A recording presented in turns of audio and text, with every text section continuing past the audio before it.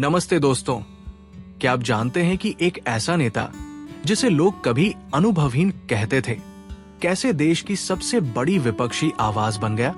स्वागत है the better world में, जहां हम ऐसी कहानियां लाते हैं जो प्रेरित करती हैं और सोचने पर मजबूर करती हैं।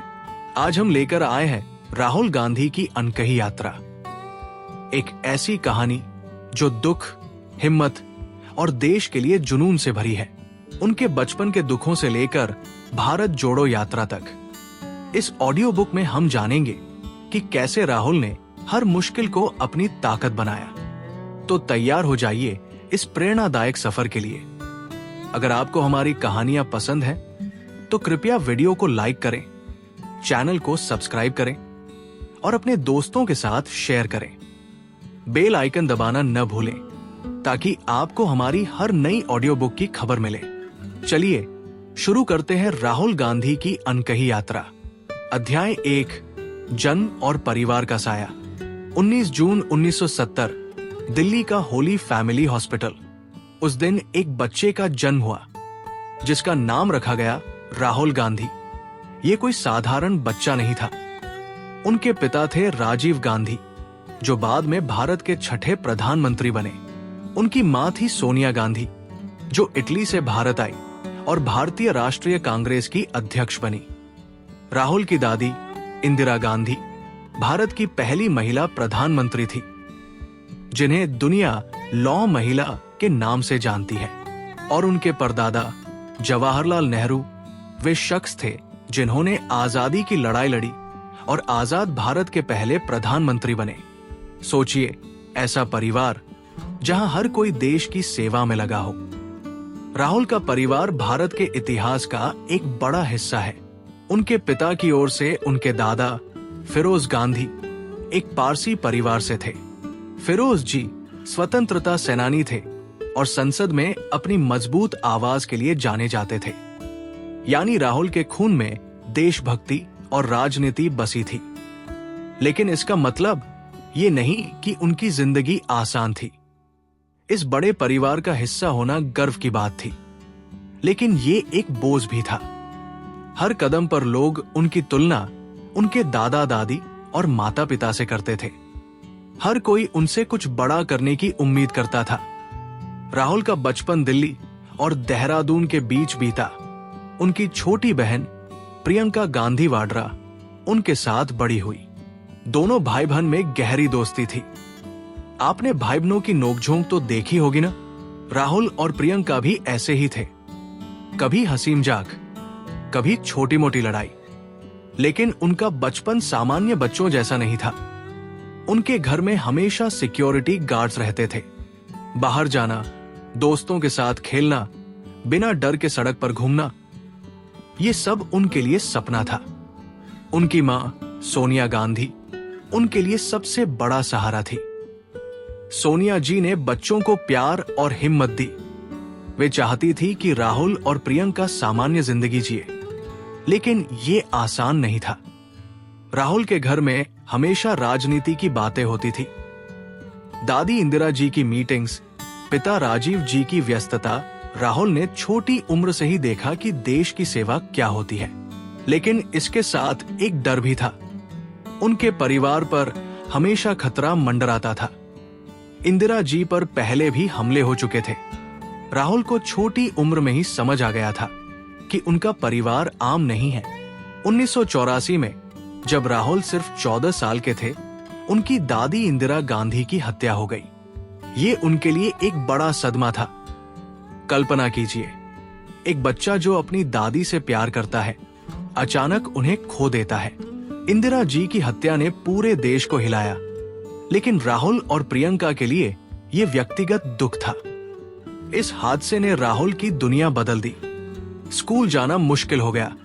वे दिल्ली के सेंट कोलंबा स्कूल और देहरादून के दून स्कूल में पढ़े, लेकिन सिक्योरिटी इतनी सख्त थी कि वे सामान्य बच्चों की तरह नहीं रह सकते थे। ज्यादातर समय उन्हें घर पर ही पढ़ाया गया। सोचिए, जहां बच्चे दोस्तों के साथ खेल रहे हैं, वहां राहुल को गार्ड्स के बीच रहना पड़ता था। फिर 1991 में एक और त्रासदी आई।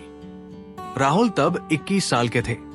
उनके पिता राजीव गांधी, जो देश के पूर्व प्रधानमंत्री थे, श्रीलंका में एक आत्मघाती हमले में मारे गए। ये राहुल के लिए दुनिया का अंत जैसा था। एक जवान लड़का जो अपने पिता को देखता था, अब अकेला था। इस दुख ने राहुल को और मजबूत बनाया, लेकिन साथ ही उनके दिल में एक डर बैठ गया कि उनका परिवार हमेशा खतरे में है। राहुल के लिए परिवार की विरासत एक बड़ा अवसर था। लोग उनके नाम को जानते थे।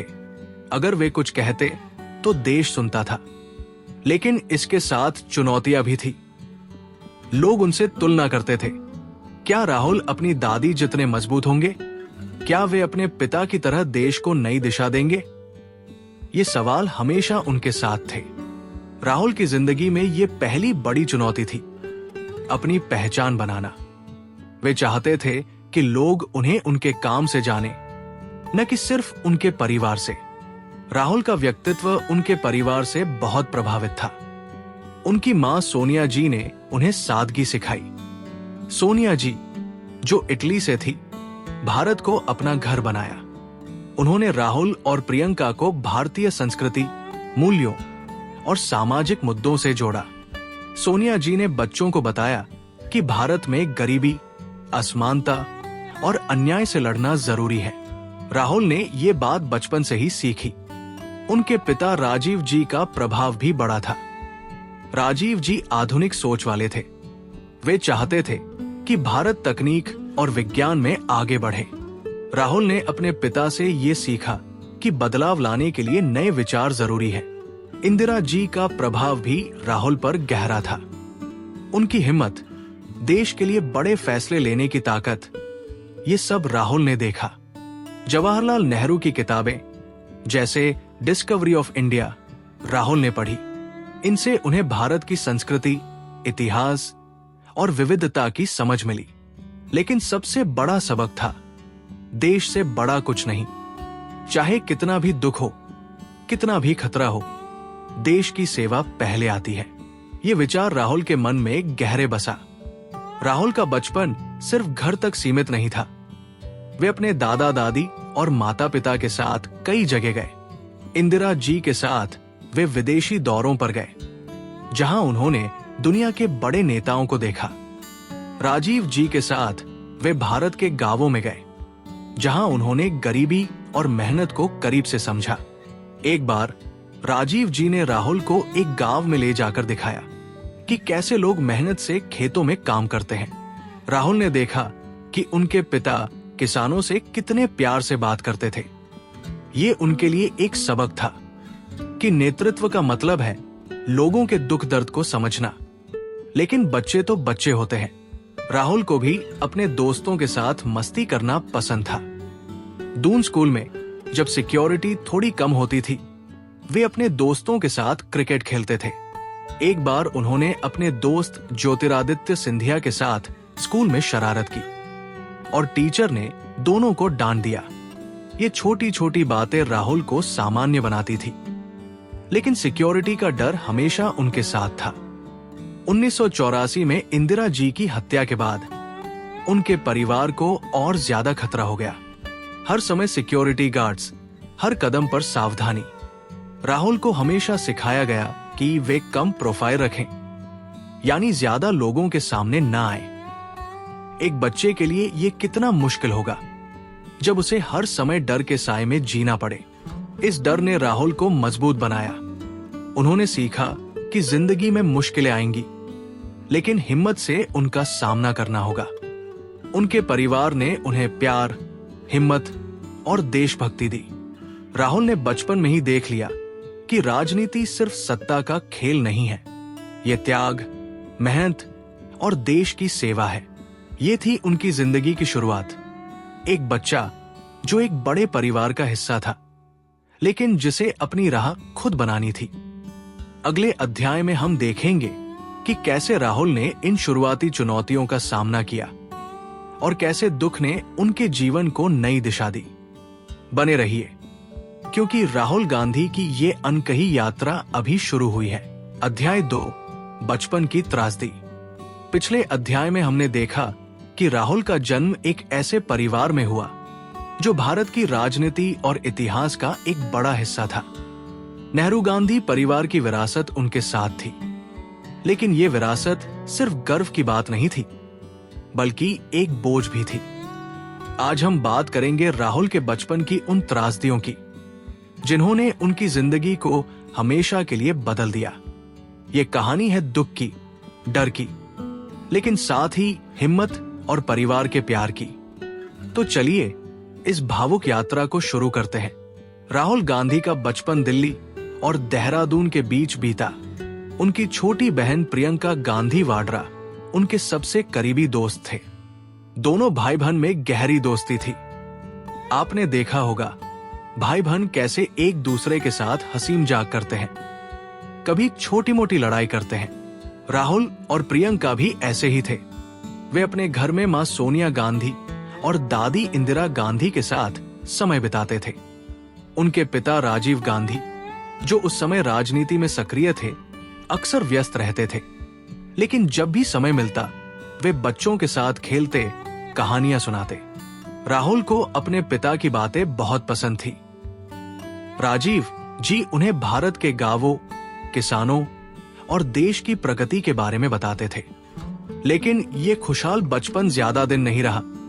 1984 में जब राहुल सिर्फ 14 साल के थे, उनकी दुनिया उजड़ गई। उनकी दादी इंदिरा गांधी, जो भारत की प्रधानमंत्री थी, कि उनके ही घर में हत्या हो गई। ये खबर पूरे देश के लिए एक झटका थी, लेकिन राहुल और प्रियंका के लिए ये एक व्यक्तिगत दुख था। सोचिए, एक बच्चा जो अपनी दादी से इतना प्यार करता है, जो उनकी गोद में खेलता था, अचानक उन्हें खो देता है। इंदिरा जी की हत्या ने राहुल के बचपन को हमेशा के लिए बदल दिया। उनके घर का माहौल गमगीन हो गया। मां सोनिया जी, जो इंदिरा जी की बहू थी, इस दुख को संभालने की कोशिश कर रही थी। लेकिन एक मां के लिए यह कितना मुश्किल होगा जब उसे अपने बच्चों को इतने बड़े नुकसान से बचाना हो।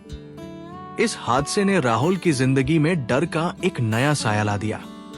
इंदिरा जी की हत्या के बाद उनके परिवार को और ज्यादा खतरा हो गया। सिक्योरिटी गार्ड्स हर समय उनके साथ रहते थे। राहुल और प्रियंका को स्कूल जाना मुश्किल हो गया। राहुल उस समय देहरादून के मशहूर दून स्कूल में पढ़ रहे थे। वहां उनके दोस्तों में ज्योतिरादित्य सिंधिया जैसे लोग थे। लेकिन हत्या के बाद सिक्योरिटी इतनी सख्त हो गई कि उन्हें ज्यादातर समय घर पर ही रहना पड़ता था। उनकी पढ़ाई घर पर ही होने लगी। सोचिए, एक 14 साल का लड़का जो अपने दोस्तों के साथ क्रिकेट खेलना चाहता है, स्कूल में मस्ती करना चाहता है, उसे घर की 4 दीवारी में बंद रहना पड़े। ये उनके लिए पहला बड़ा संघर्ष था, एक सामान्य बचपन का न होना। राहुल ने इस दुख को चुपचाप सहा। वे अपनी मां और बहन के साथ इस दर्द से जूझ रहे थे। सोनिया जी ने बच्चों को हिम्मत दी। उन्होंने राहुल को बताया कि जिंदगी में मुश्किलें आएंगी, लेकिन हमें आगे बढ़ना है। राहुल ने अपनी दादी की यादों को संजोया। इंदिरा जी उन्हें कहानियां सुनाती थी, कभी भारत के इतिहास की, कभी अपनी राजनीतिक यात्रा की।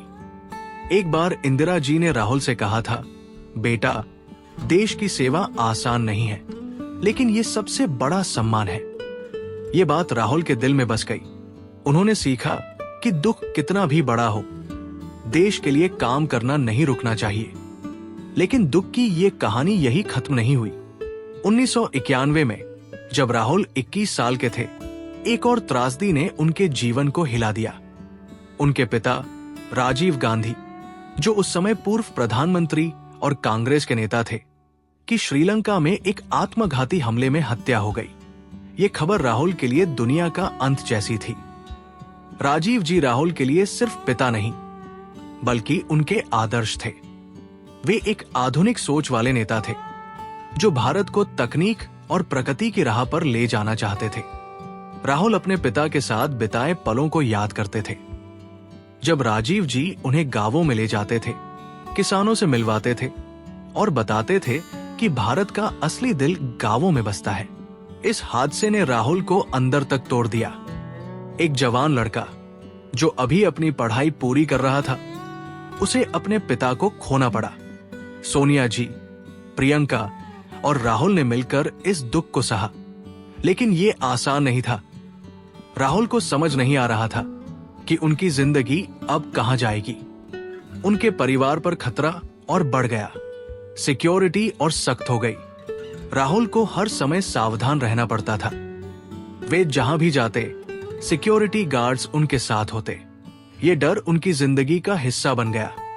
इन त्रासदियों ने राहुल को बहुत कुछ सिखाया। उन्होंने देखा कि राजनीति सिर्फ सत्ता का खेल नहीं है, ये खतरे, त्याग और मेहनत से भरी है। उनके परिवार ने उन्हें हमेशा सिखाया कि देश से बड़ा कुछ नहीं। इंदिरा जी की हिम्मत, राजीव जी का जोश और सोनिया जी की सादगी, ये सब राहुल के अंदर बसे। लेकिन इन दुखों ने उनके मन में एक सवाल भी छोड़ा।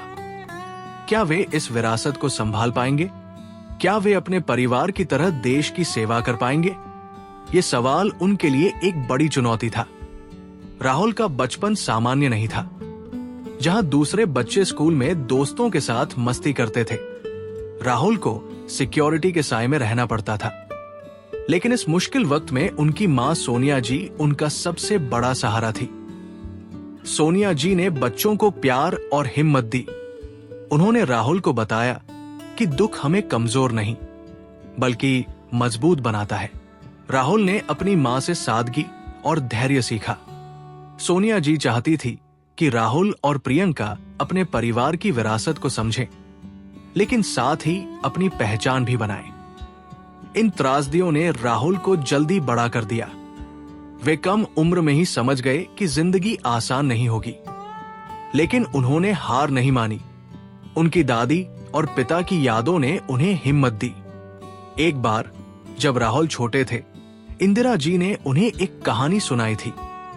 उन्होंने कहा था, जिंदगी में डर आएगा, लेकिन डर से भागना नहीं, उसका सामना करना है। ये बात राहुल ने अपने दिल में रखी। जब उनके पिता की हत्या हुई तो उन्होंने इस बात को याद किया। उन्होंने फैसला किया कि वे डर से नहीं डरेंगे। राहुल ने अपने परिवार से बहुत कुछ सीखा। इंदिरा जी की हिम्मत, राजीव जी का देश के लिए प्यार और सोनिया जी का धैर्य, ये सब उनके अंदर बसे। लेकिन इन दुखों ने उनके मन में एक सवाल भी छोड़ा। क्या वे इस विरासत को संभाल पाएंगे? ये सवाल उनके लिए एक बड़ी चुनौती था। उनके परिवार ने उन्हें अवसर दिए, एक बड़ा नाम, देश की सेवा का मौका, लेकिन इसके साथ खतरे भी थे। हर कदम पर सिक्योरिटी, हर पल डर का साया। राहुल ने इन मुश्किलों का सामना करने की हिम्मत दिखाई। उन्होंने अपने दुख को अपनी ताकत बनाया। जब वे स्कूल में थे तो सिक्योरिटी की वजह से उन्हें दोस्तों के साथ कम समय मिलता था, लेकिन जब भी मौका मिलता वे क्रिकेट खेलते, अपने दोस्तों के साथ हंसते बोलते। एक बार दून स्कूल में राहुल ने अपने दोस्तों के साथ मिलकर एक छोटी सी शरारत की। उन्होंने स्कूल की दीवार पर कुछ लिख दिया और टीचर ने उन्हें डांट दिया। ये छोटी छोटी बातें राहुल को सामान्य बनाती थी, लेकिन उनके जीवन का सच सामान्य नहीं था। इन त्रासदियों ने राहुल को एक बड़ा सबक दिया कि जिंदगी में कुछ भी आसान नहीं मिलता। उनके परिवार ने उन्हें सिखाया कि देश की सेवा सबसे बड़ा काम है। राहुल ने देखा कि उनके पिता और दादी ने अपनी जिंदगी देश को दी। ये उनके लिए एक प्रेरणा थी, लेकिन साथ ही ये एक दबाव भी था। लोग उनसे उम्मीद करते थे कि वे अपने परिवार की तरह बड़े काम करें। ये दबाव उनके लिए एक और चुनौती था। राहुल का बचपन दुख और डर से भरा था, लेकिन इसमें प्यार और हिम्मत भी थी। उनकी मां और बहन ने उन्हें संभाला। उनके परिवार ने उन्हें सिखाया कि मुश्किलों से डरना नहीं, बल्कि उनका सामना करना है। राहुल ने इस वक्त में अपनी ताकत बनाई। उन्होंने फैसला किया कि वे अपने परिवार की विरासत को आगे ले जाएंगे, लेकिन अपने तरीके से। ये थी उनकी जिंदगी की शुरुआत। एक बच्चा जो दुखों से गुजरा, लेकिन जिसने हिम्मत से अपनी राह चुनी। अगले अध्याय में हम देखेंगे कि कैसे राहुल ने अपनी पढ़ाई के दौरान दुनिया को समझा और कैसे इन त्रासदियों ने उनके भविष्य को नई दिशा दी। बने रहिए, क्योंकि राहुल गांधी की ये अनकही यात्रा अभी और रोमांचक होने वाली है। अध्याय 3, पढ़ाई और दुनिया की खोज। पिछले अध्याय में हमने देखा कि कैसे राहुल के बचपन को दादी इंदिरा गांधी और पिता राजीव गांधी की हत्या ने बदल दिया। इन त्रासदियों ने उन्हें छोटी उम्र में ही जिंदगी की मुश्किलों से रूबरू कराया, लेकिन राहुल रुके नहीं। उन्होंने हिम्मत दिखाई और अपनी पढ़ाई की राह चुनी। आज हम बात करेंगे राहुल की पढ़ाई की, उनके विदेशी अनुभवों की और इस दौरान उनकी जिंदगी ने जो नया मोड़ लिया। ये कहानी है एक ऐसे लड़के की जो डर और दुख के साए में पढ़ाई करने निकला और दुनिया को समझने की कोशिश की। तो चलिए इस यात्रा को शुरू करते हैं। राहुल की पढ़ाई की शुरुआत आसान नहीं थी। उनके परिवार पर हमेशा खतरे का साया रहा। दादी इंदिरा जी की हत्या के बाद 1984 में राहुल का बचपन बदल गया। वे उस समय दिल्ली के सेंट कोलंबा स्कूल में पढ़ रहे थे। ये एक मशहूर स्कूल था जहां दिल्ली के कई बड़े परिवारों के बच्चे पढ़ते थे। लेकिन इंदिरा जी की हत्या के बाद सिक्योरिटी इतनी सख्त हो गई कि राहुल को स्कूल जाना मुश्किल हो गया। उन्हें देहरादून के दून स्कूल में भेजा गया, जो भारत के सबसे अच्छे स्कूलों में से एक है। वहां उनके दोस्तों में ज्योतिरादित्य सिंधिया जैसे लोग थे। राहुल को स्कूल में क्रिकेट खेलना, दोस्तों के साथ मस्ती करना पसंद था, लेकिन सिक्योरिटी गार्ड्स हर समय उनके साथ रहते थे। सोचिए, एक बच्चे के लिए कितना अजीब होगा जब वो दोस्तों के साथ आजादी से नहीं खेल सकता। राहुल ने दून स्कूल में कुछ समय बिताया, लेकिन 1984 के बाद उनकी पढ़ाई ज्यादातर घर पर ही होने लगी। सिक्योरिटी की वजह से उन्हें स्कूल में ज्यादा समय बिताने की इजाजत नहीं थी। उनके शिक्षक घर आकर उन्हें पढ़ाते थे। ये उनके लिए एक बड़ा संघर्ष था। जहां दूसरे बच्चे स्कूल में दोस्तों के साथ हंसते बोलते थे, राहुल को घर की चार दीवारी में पढ़ना पड़ता था। लेकिन राहुल ने हार नहीं मानी। उनकी मां सोनिया गांधी ने उन्हें हिम्मत दी। सोनिया जी चाहती थी कि राहुल अच्छी शिक्षा पाए ताकि वे अपने परिवार की विरासत को समझ सकें। 1989 में राहुल ने दिल्ली के सेंट स्टीफंस कॉलेज में दाखिला लिया। ये भारत के सबसे प्रतिष्ठित कॉलेजों में से एक है। आपको जानकर मजा आएगा कि राहुल का दाखिला स्पोर्ट्स कोटे से हुआ। दरअसल राहुल नेशनल शूटिंग प्रतियोगिता में चौथे स्थान पर आए थे। वे एक अच्छे निशानेबाज थे और ये उनकी मेहनत का नतीजा था। सेंट स्टीफंस में राहुल ने इतिहास पढ़ना शुरू किया, लेकिन ये समय उनके लिए आसान नहीं था। सिक्योरिटी का डर अभी भी उनके साथ था। कॉलेज में भी उन्हें सावधान रहना पड़ता था। वे ज्यादा लोगों से नहीं मिलते थे और कम प्रोफाइल रखते थे। फिर भी कॉलेज के कुछ दोस्तों के साथ उनकी अच्छी दोस्ती थी। वे अपने दोस्तों के साथ इतिहास, राजनीति और भारत के भविष्य पर बात करते थे। लेकिन 1991 में एक और त्रासदी ने राहुल की जिंदगी को हिला दिया। उनके पिता राजीव गांधी की श्रीलंका में हत्या हो गई। राहुल उस समय 21 साल के थे। ये उनके लिए बहुत बड़ा झटका था। वे अपनी पढ़ाई पूरी करने की कोशिश कर रहे थे, लेकिन इस दुख ने उन्हें अंदर तक तोड़ दिया। राजीव जी की हत्या के बाद राहुल के परिवार को और ज्यादा खतरा हो गया। सिक्योरिटी और सख्त हो गई। राहुल को भारत में रहना मुश्किल लगने लगा। उनकी मां सोनिया जी ने फैसला किया कि राहुल को विदेश में पढ़ाई करनी चाहिए, जहां वे सुरक्षित रह सके। इसलिए 1991 में राहुल अमेरिका चले गए। उन्होंने हार्वर्ड यूनिवर्सिटी में दाखिला लिया, जो दुनिया की सबसे मशहूर यूनिवर्सिटियों में से एक है। लेकिन सिक्योरिटी की वजह से उन्हें वहां ज्यादा समय नहीं बिताने दिया गया। वे फ्लोरिडा के रोलिंस कॉलेज में शिफ्ट हो गए। ये एक छोटा लेकिन अच्छा कॉलेज था। वहां राहुल ने 1994 में अपनी बीए की डिग्री पूरी की। पढ़ाई के दौरान उन्होंने सिक्योरिटी कारणों से राहुल विंची नाम का इस्तेमाल किया। सोचिए, एक भारतीय लड़का जो इतने बड़े परिवार से है, विदेश में छिपकर पढ़ाई कर रहा है। ये उनके लिए कितना अजीब रहा होगा। लेकिन राहुल ने इस मुश्किल को भी स्वीकार किया। 1994 में बीए पूरा करने के बाद राहुल ब्रिटेन चले गए। वहां उन्होंने कैम्ब्रिज यूनिवर्सिटी से डेवलपमेंट स्टडीज में एमफिल की डिग्री ली। ये 1995 की बात है। डेवलपमेंट स्टडीज यानी विकास से जुड़ा अध्ययन। राहुल ने इस कोर्स में गरीबी, असमानता और सामाजिक मुद्दों पर गहराई से पढ़ा। ये पढ़ाई उनके लिए बहुत खास थी। इससे उन्हें भारत के सामने खड़ी समस्याओं को समझने का मौका मिला। वे भारत के गांवों, गरीबों और सामाजिक न्याय के बारे में सोचने लगे। विदेश में पढ़ाई के दौरान राहुल ने दुनिया को करीब से देखा। अमेरिका और ब्रिटेन में उन्होंने अलग अलग संस्कृतियों, लोगों और विचारों को समझा।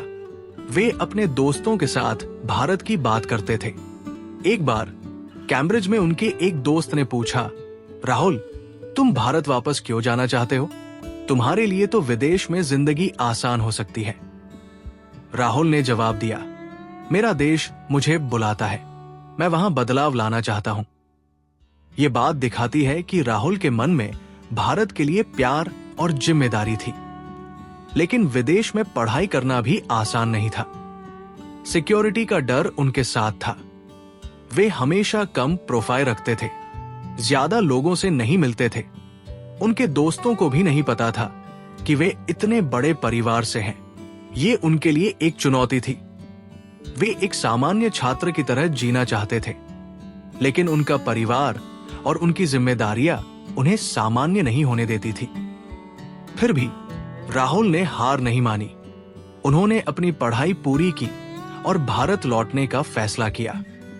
राहुल की पढ़ाई ने उन्हें बहुत कुछ सिखाया। हार्वर्ड और कैम्ब्रिज में उन्होंने विकास, सामाजिक न्याय और अर्थशास्त्र के बारे में पढ़ा। लेकिन सबसे बड़ा सबक उन्हें अपने परिवार से मिला। उनकी दादी इंदिरा जी ने उन्हें सिखाया था कि देश की सेवा सबसे बड़ा काम है। उनके पिता राजीव जी ने उन्हें बताया था कि भारत को आधुनिक बनाने के लिए नए विचार चाहिए। और उनकी मां सोनिया जी ने उन्हें सादगी और धैर्य सिखाया। राहुल ने विदेश में बिताए समय में भारत को बाहर से देखा। उन्होंने समझा कि भारत की ताकत उसकी विविधता में है, लेकिन साथ ही उन्होंने भारत की समस्याएं भी देखी। गरीबी, असमानता और सामाजिक अन्याय। इन समस्याओं ने उनके मन में एक सवाल पैदा किया, मैं अपने देश के लिए क्या कर सकता हूं? ये सवाल उनके भविष्य की राजनीति की नींव बना। विदेश में पढ़ाई के दौरान राहुल को कुछ मौके भी मिले। वहां के प्रोफेसरों और दोस्तों ने उन्हें नए विचार दिए। उन्होंने दुनिया के अलग अलग देशों के विकास मॉडल देखे। एक बार कैम्ब्रिज में एक प्रोफेसर ने उनसे कहा, राहुल, अगर तुम अपने देश के लिए कुछ करना चाहते हो तो पहले उसे समझो। इस बात ने राहुल को बहुत प्रभावित किया। वे भारत के गांवों, शहरों और लोगों को और करीब से समझना चाहते थे। लेकिन इस दौरान दुख का साया उनके साथ था। दादी और पिता की हत्या की यादें उनके मन में थी। वे जानते थे कि भारत वापस जाने का मतलब है खतरे का सामना करना। फिर भी उन्होंने फैसला किया कि वे अपने देश लौटेंगे। उनकी पढ़ाई ने उन्हें एक नई सोच दी। उन्होंने सीखा कि बदलाव लाने के लिए मेहनत, हिम्मत और सही विचार चाहिए। राहुल की पढ़ाई सिर्फ किताबों तक सीमित नहीं थी। उन्होंने दुनिया को देखा, लोगों से बात की और भारत के लिए सपने बुने। जब वे 1995 में भारत लौटे तो उनके मन में एक नया जोश था। वे अपने देश के लिए कुछ करना चाहते थे, लेकिन उनके सामने एक सवाल था, क्या वे अपने परिवार की विरासत को संभाल पाएंगे? ये सवाल उनके लिए एक बड़ी चुनौती था। राहुल की पढ़ाई और विदेशी अनुभवों ने उन्हें एक नई दिशा दी। उन्होंने सीखा कि भारत को बदलने के लिए न सिर्फ हिम्मत चाहिए, बल्कि समझ और मेहनत भी। ये थी उनकी जिंदगी का एक नया मोड़। एक लड़का जो दुख और डर से गुजरा, अब अपने देश के लिए कुछ बड़ा करने की राह पर था। अगले अध्याय में हम देखेंगे कि कैसे राहुल ने राजनीति की दुनिया में पहला कदम रखा और कैसे उन्होंने अपने परिवार की विरासत को नए तरीके से आगे बढ़ाया। बने रहिए, क्योंकि राहुल गांधी की ये अनकही यात्रा अब और रोमांचक होने वाली है। अध्याय 4, पहला कदम, राजनीति की दुनिया में। पिछले अध्याय में हमने देखा कि कैसे राहुल ने अपनी पढ़ाई पूरी की, विदेश में दुनिया को समझा और भारत के लिए बड़े सपने बुने। दादी इंदिरा गांधी और पिता राजीव गांधी की हत्या के दुख ने उन्हें जल्दी बड़ा कर दिया था, लेकिन अब समय था एक नई शुरुआत का। 2004 में राहुल ने एक ऐसा फैसला लिया जिसने सबको चौंका दिया। उन्होंने राजनीति की दुनिया में कदम रखा। ये कहानी है उनके पहले कदम की, उनकी मेहनत की और उन चुनौतियों की जो उनके रास्ते में आई। तो चलिए इस रोमांचक यात्रा को शुरू करते हैं। राहुल गांधी की जिंदगी में 2004 एक बड़ा साल था। उस समय वे 34 साल के थे। उन्होंने ऐलान किया कि वे उत्तर प्रदेश के अमेठी से लोकसभा चुनाव लड़ेंगे। अमेठी कोई साधारण जगह नहीं थी। ये वो क्षेत्र था जहां से उनके पिता राजीव गांधी सांसद रहे थे। ये उनके परिवार की राजनीतिक जमीन थी। लेकिन राहुल का ये फैसला सबके लिए हैरानी भरा था। कई लोग सोचते थे कि उनकी बहन प्रियंका गांधी वाड्रा राजनीति में आएंगी। प्रियंका की बातें, उनका जोश और लोगों से जुड़ने का तरीका सबको पसंद था। लेकिन राहुल ने ये जिम्मेदारी उठाई। सोचिए, एक जवान लड़का जिसने अभी अभी विदेश से पढ़ाई पूरी की हो, जिसके परिवार ने देश की सेवा में सब कुछ दे दिया हो, अब राजनीति की दुनिया में कदम रख रहा है। ये आसान नहीं था। राहुल जानते थे कि लोग उनकी तुलना उनके पिता और दादी से करेंगे। लोग कहेंगे, क्या राहुल उनके जैसा कर पाएंगे? लेकिन राहुल ने इस डर को अपने रास्ते में नहीं आने दिया। उन्होंने कहा, मैं युवाओं को जोड़ना चाहता हूं। मैं जाति धर्म की राजनीति के खिलाफ हूं। ये बात उनके दिल से निकली थी। वे चाहते थे कि भारत का युवा नई सोच के साथ आगे आए। मार्च 2004 में राहुल ने अमेठी में अपनी पहली रैली की। लोग उन्हें देखने के लिए उमड़ पड़े। कुछ लोग उत्साहित थे, कुछ उत्सुक। कई लोग सोच रहे थे, ये गांधी परिवार का बेटा क्या करेगा? राहुल ने अपनी बात साधारण शब्दों में कही। उन्होंने कहा कि वे अमेठी के लोगों के लिए काम करेंगे, उनके दुख दर्द को समझेंगे। उनकी सादगी और साफ बात ने लोगों का दिल जीत लिया। 2004 के लोकसभा चुनाव में राहुल ने अमेठी से भारी मतों से जीत हासिल की। ये उनकी पहली बड़ी उपलब्धि थी। कांग्रेस पार्टी को लगा कि एक नया चेहरा मिल गया है जो पार्टी को नई ताकत दे सकता है। लेकिन ये जीत इतनी आसान नहीं थी। राहुल के सामने कई चुनौतियां थी। सबसे बड़ी चुनौती थी उनके परिवार का नाम। लोग कहते थे, राहुल तो गांधी परिवार से हैं, इसलिए जीते। ये आलोचना उनके साथ हमेशा रही। कुछ लोग उन्हें राजनीतिक वारिस कहते थे, यानी ऐसा नेता जो सिर्फ अपने परिवार की वजह से आगे आया। राहुल को ये बात चुभती थी। वे चाहते थे कि लोग उन्हें उनके काम से जाने, न कि सिर्फ उनके परिवार से। ये उनके लिए एक बड़ा संघर्ष था, अपनी पहचान बनाना। अमेठी में राहुल ने दिन रात मेहनत की। वे गांव गांव गए, लोगों से मिले, उनकी समस्याएं सुनी। अमेठी के लोग उन्हें राहुल भैया कहकर बुलाते थे। एक बार एक गांव में एक बुजुर्ग महिला ने राहुल से कहा, बेटा, तुम अपने पिता जैसे हो। वे भी हमारे लिए बहुत कुछ करते थे। ये सुनकर राहुल का मन भर आया। वे जानते थे कि उनके पिता ने अमेठी के लिए बहुत कुछ किया था। अब उनकी बारी थी। राहुल ने स्कूल, सड़क और बिजली जैसी समस्याओं पर काम शुरू किया। उन्होंने अमेठी को एक मॉडल क्षेत्र बनाने का सपना देखा। लेकिन राजनीति में सब कुछ आसान नहीं होता। राहुल को समझ आ गया कि ये दुनिया सिर्फ भाषणों और वादों की नहीं है।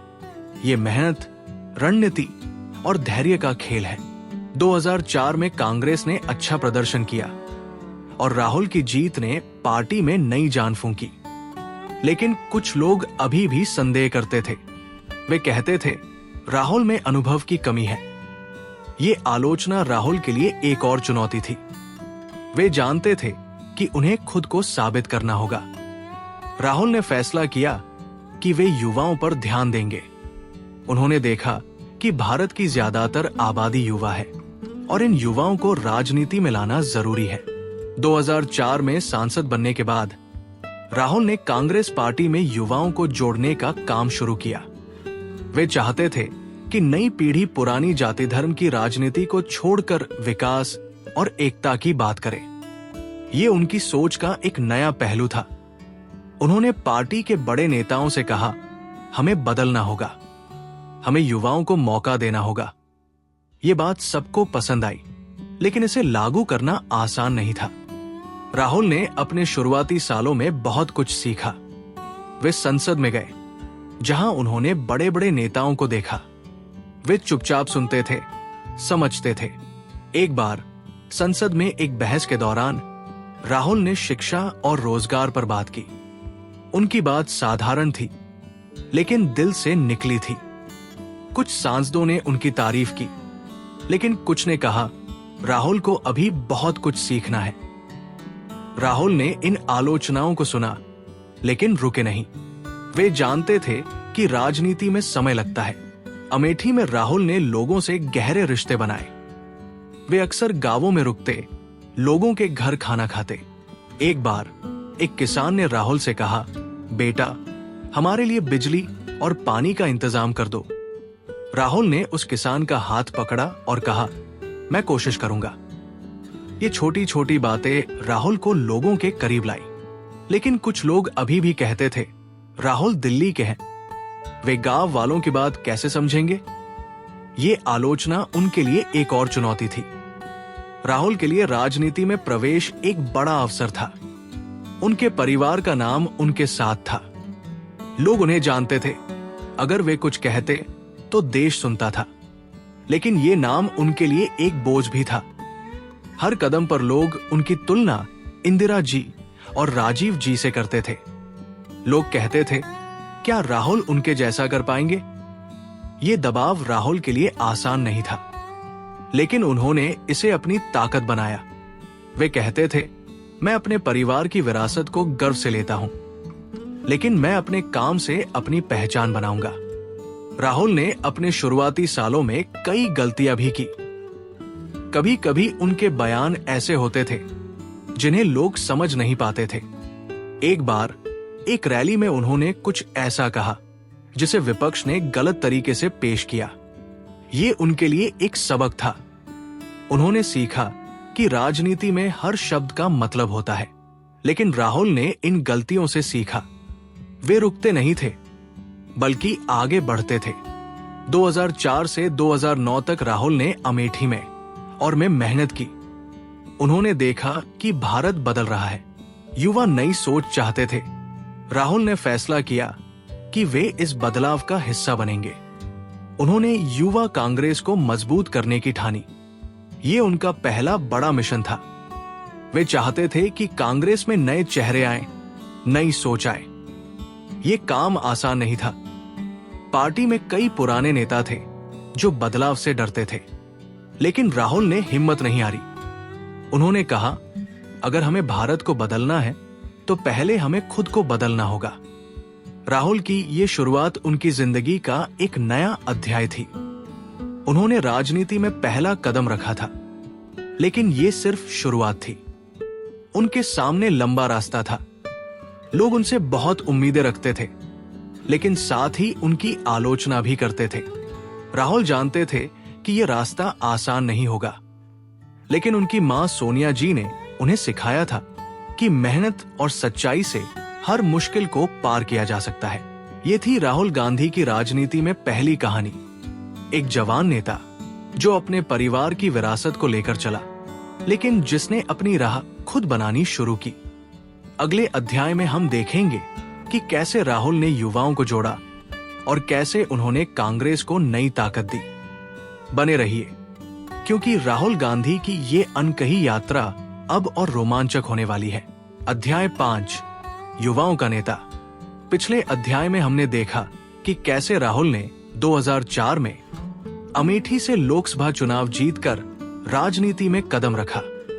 उन्होंने अपने परिवार की विरासत को गर्व से अपनाया, लेकिन ये भी ठाना कि वे अपने काम से अपनी पहचान बनाएंगे। अब समय था एक नई चुनौती का। राहुल ने देखा कि भारत का भविष्य उसके युवाओं में है और उन्होंने फैसला किया कि वे इन युवाओं को राजनीति से जोड़ेंगे। ये कहानी है उनके जुनून की, उनकी मेहनत की और उन मुश्किलों की जिनका सामना करते हुए उन्होंने युवाओं को नई ताकत दी।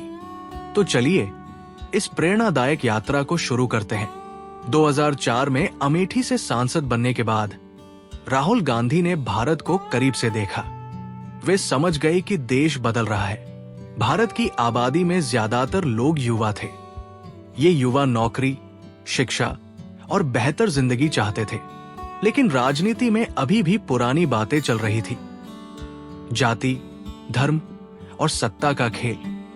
राहुल ने सोचा कि अगर भारत को बदलना है तो पहले राजनीति को बदलना होगा और इसके लिए युवाओं को आगे लाना जरूरी है।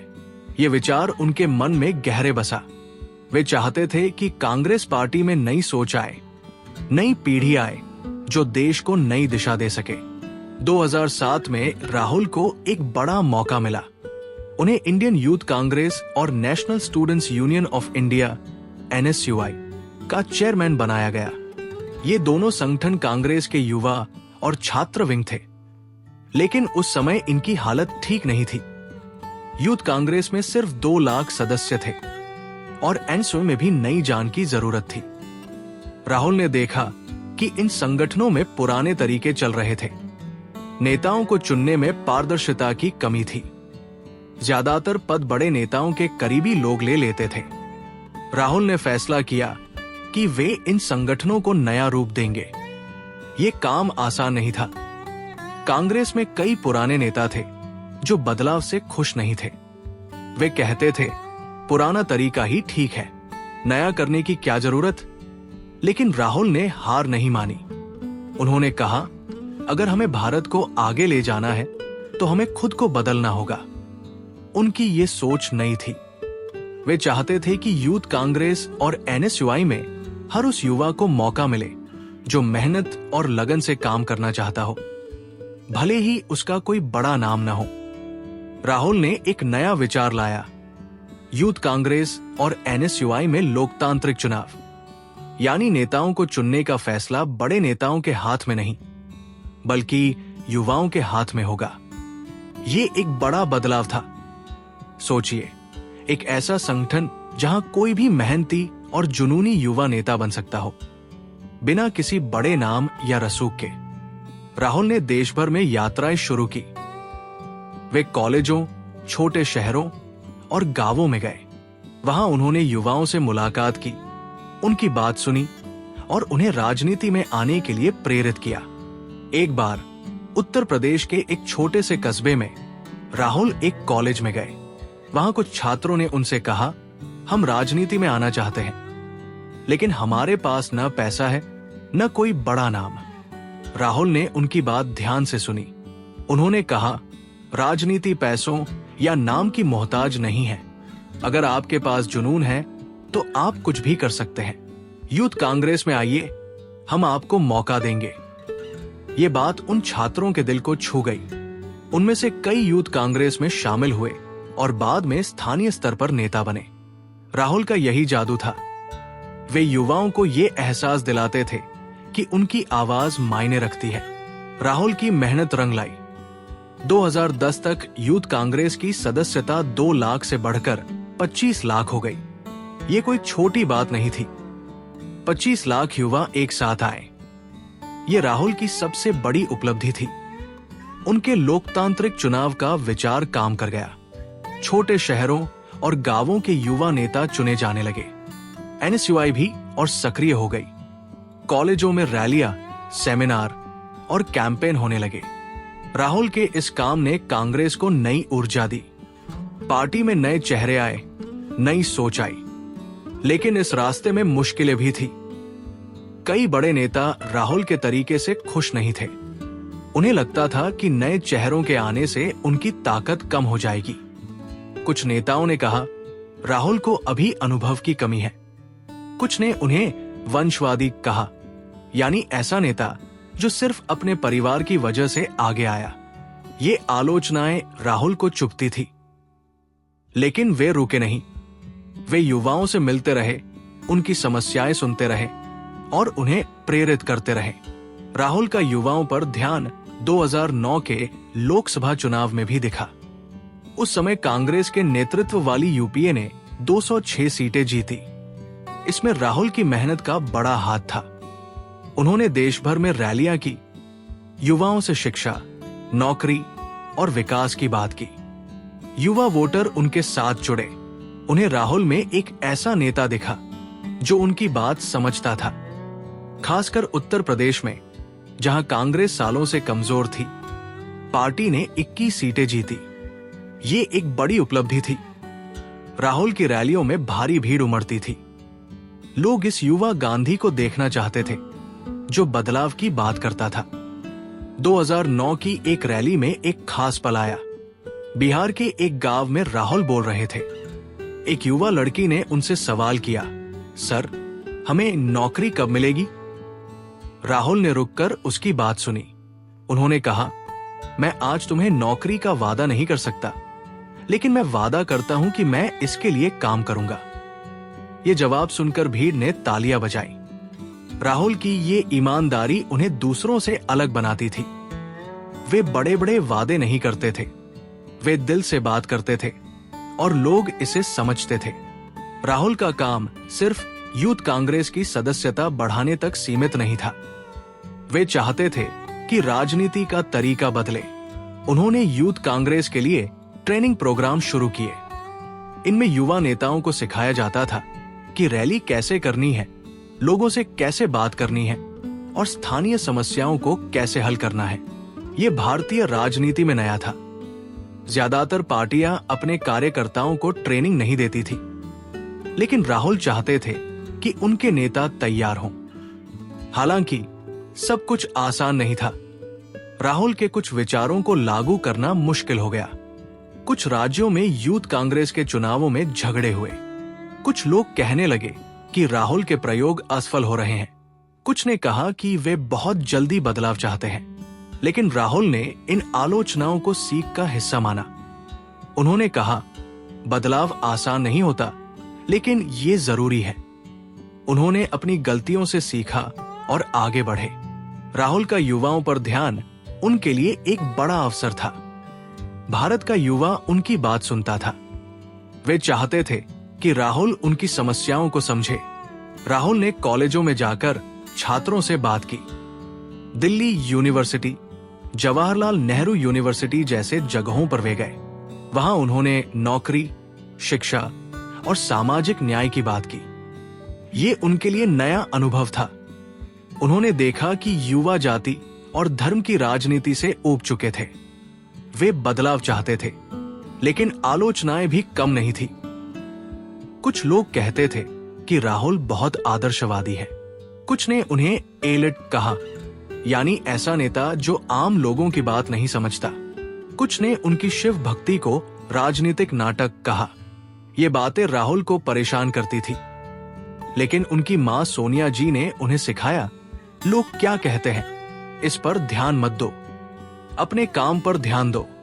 राहुल का यूथ कांग्रेस और आंसर के साथ काम उनकी जिंदगी का एक बड़ा मोड़ था।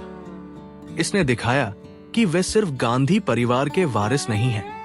वे एक ऐसे नेता हैं जिनके पास एक नया विजन है। उनके काम ने कई युवा नेताओं को मौका दिया। इनमें से कई बाद में विधायक, सांसद और मंत्री बने। ये राहुल की देन थी। एक नई पीढ़ी जो बदलाव में विश्वास रखती थी। 2010 तक राहुल युवाओं के लिए एक उम्मीद बन चुके थे। लोग उन्हें एक ऐसे नेता के रूप में देखते थे जो उनकी बात समझता है, लेकिन वे जानते थे कि अभी लंबा रास्ता बाकी है। राजनीति आसान नहीं थी। राहुल को अभी बहुत कुछ सीखना था, लेकिन उनकी मेहनत और जुनून ने दिखाया कि वे रुकने वाले नहीं हैं। ये थी राहुल गांधी की कहानी, एक युवा नेता जिसने युवाओं को जोड़ा, आलोचनाओं का सामना किया और अपने विजन पर डटा रहा। अगले अध्याय में हम देखेंगे कि कैसे राहुल ने चुनावी जीत और हार का सामना किया और कैसे उन्होंने अपने रास्ते को और मजबूत किया। बने रहिए, क्योंकि राहुल गांधी की ये अनकही यात्रा अब और रोमांचक होने वाली है। अध्याय 6, चुनावी जीत और हार। पिछले अध्याय में हमने देखा कि कैसे राहुल ने इंडियन यूथ कांग्रेस और एनएसवाई को नई ताकत दी और युवाओं को राजनीति से जोड़ा। उनकी मेहनत ने कांग्रेस को नई ऊर्जा दी। लेकिन अब समय था उनकी सबसे बड़ी परीक्षा का, चुनावों का। राजनीति में जीत और हार का खेल सबसे बड़ा इम्तिहान होता है। राहुल ने इस खेल में हिस्सा लिया, जीत का स्वाद चखा और हार का दर्द भी सहा। ये कहानी है उनके चुनावी सफर की, उनकी मेहनत की, उनकी हिम्मत की और उन सबकों की जो उन्होंने रास्ते में सीखे। तो चलिए इस रोमांचक यात्रा को शुरू करते हैं। राहुल गांधी ने 2004 में अमेठी से अपना पहला लोकसभा चुनाव लड़ा। ये उनकी राजनीति में पहली बड़ी जीत थी। अमेठी उनके पिता राजीव गांधी का क्षेत्र था और वहां के लोग गांधी परिवार से गहरा प्यार करते थे। राहुल ने भारी मतों से जीत हासिल की। लोग उनकी सादगी और मेहनत को देखकर खुश थे। वे गांव-गांव गए, लोगों से मिले, उनकी समस्याएं सुनी। एक बार एक रैली में एक बुजुर्ग ने राहुल से कहा, बेटा, तुम अपने पिता जैसे हो, हम तुम्हारे साथ हैं। ये सुनकर राहुल का मन भर आया। उनकी ये जीत कांग्रेस के लिए भी एक नई उम्मीद थी। 2004 में कांग्रेस के नेतृत्व वाली यूपीए सरकार बनी और राहुल की जीत ने पार्टी में जोश भरा। लेकिन ये जीत आसान नहीं थी। लोग कहते थे, राहुल तो गांधी परिवार की वजह से जीते। ये आलोचना उनके साथ थी। कुछ लोग उन्हें वंशवादी कहते थे, यानी ऐसा नेता जो सिर्फ अपने परिवार के नाम से आगे आया। राहुल को ये बात चुभती थी। वे चाहते थे कि लोग उनके काम को देखें, न कि सिर्फ उनका नाम। फिर भी उन्होंने इस आलोचना को नजरअंदाज किया और मेहनत जारी रखी। 2009 का लोकसभा चुनाव राहुल के लिए एक और बड़ा मौका था। उस समय वे यूथ कांग्रेस और एनएसवाई को मजबूत कर रहे थे। उन्होंने देश भर में रैलियां की, खासकर उत्तर प्रदेश में, जहां कांग्रेस सालों से कमजोर थी। राहुल ने युवाओं से शिक्षा, नौकरी और विकास की बात की। उनकी सादगी और ईमानदारी लोगों को पसंद आई। एक बार एक रैली में एक युवा ने उनसे पूछा, हमें नौकरी कब मिलेगी? राहुल ने जवाब दिया, मैं वादा नहीं करूंगा, लेकिन मैं इसके लिए पूरी मेहनत करूंगा। उनकी ये ईमानदारी भीड़ को छू गई। 2009 में यूपीए ने 206 सीटें जीती और उत्तर प्रदेश में कांग्रेस को 21 सीटें मिली। ये राहुल की मेहनत का नतीजा था। अमेठी से वे फिर जीते और उनकी जीत और मजबूत हुई। लेकिन राजनीति में जीत के बाद हार भी आती है। 2014 का लोकसभा चुनाव राहुल और कांग्रेस के लिए एक बड़ा झटका था। उस समय राहुल कांग्रेस के उपाध्यक्ष थे और पार्टी के लिए रणनीति बना रहे थे। लेकिन भारतीय जनता पार्टी, बीजेपी, ने नरेंद्र मोदी के नेतृत्व में जबरदस्त प्रदर्शन किया। कांग्रेस को सिर्फ 44 सीटें मिली।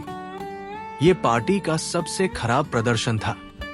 राहुल फिर भी अमेठी से जीते, लेकिन उनकी जीत का अंतर कम हो गया। लोग कहने लगे, राहुल में नेतृत्व की कमी है। कुछ ने उन्हें पप्पू कहकर मजाक उड़ाया। ये आलोचना राहुल के लिए बहुत दुखद थी। वे जानते थे कि पार्टी को फिर से खड़ा करना होगा। 2014 की हार ने राहुल को बहुत कुछ सिखाया।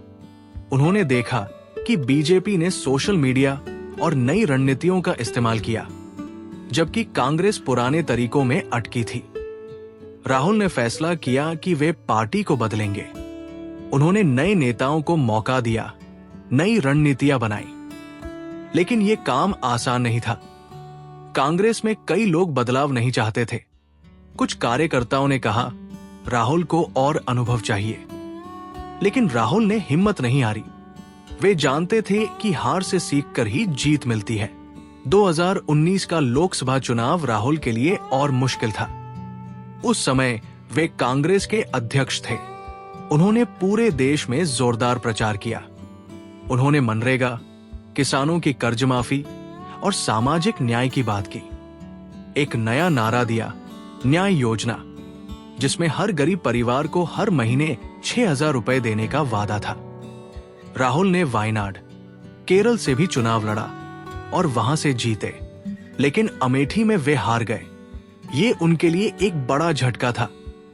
अमेठी उनके परिवार का गढ़ था और वहां हारना दुखद था।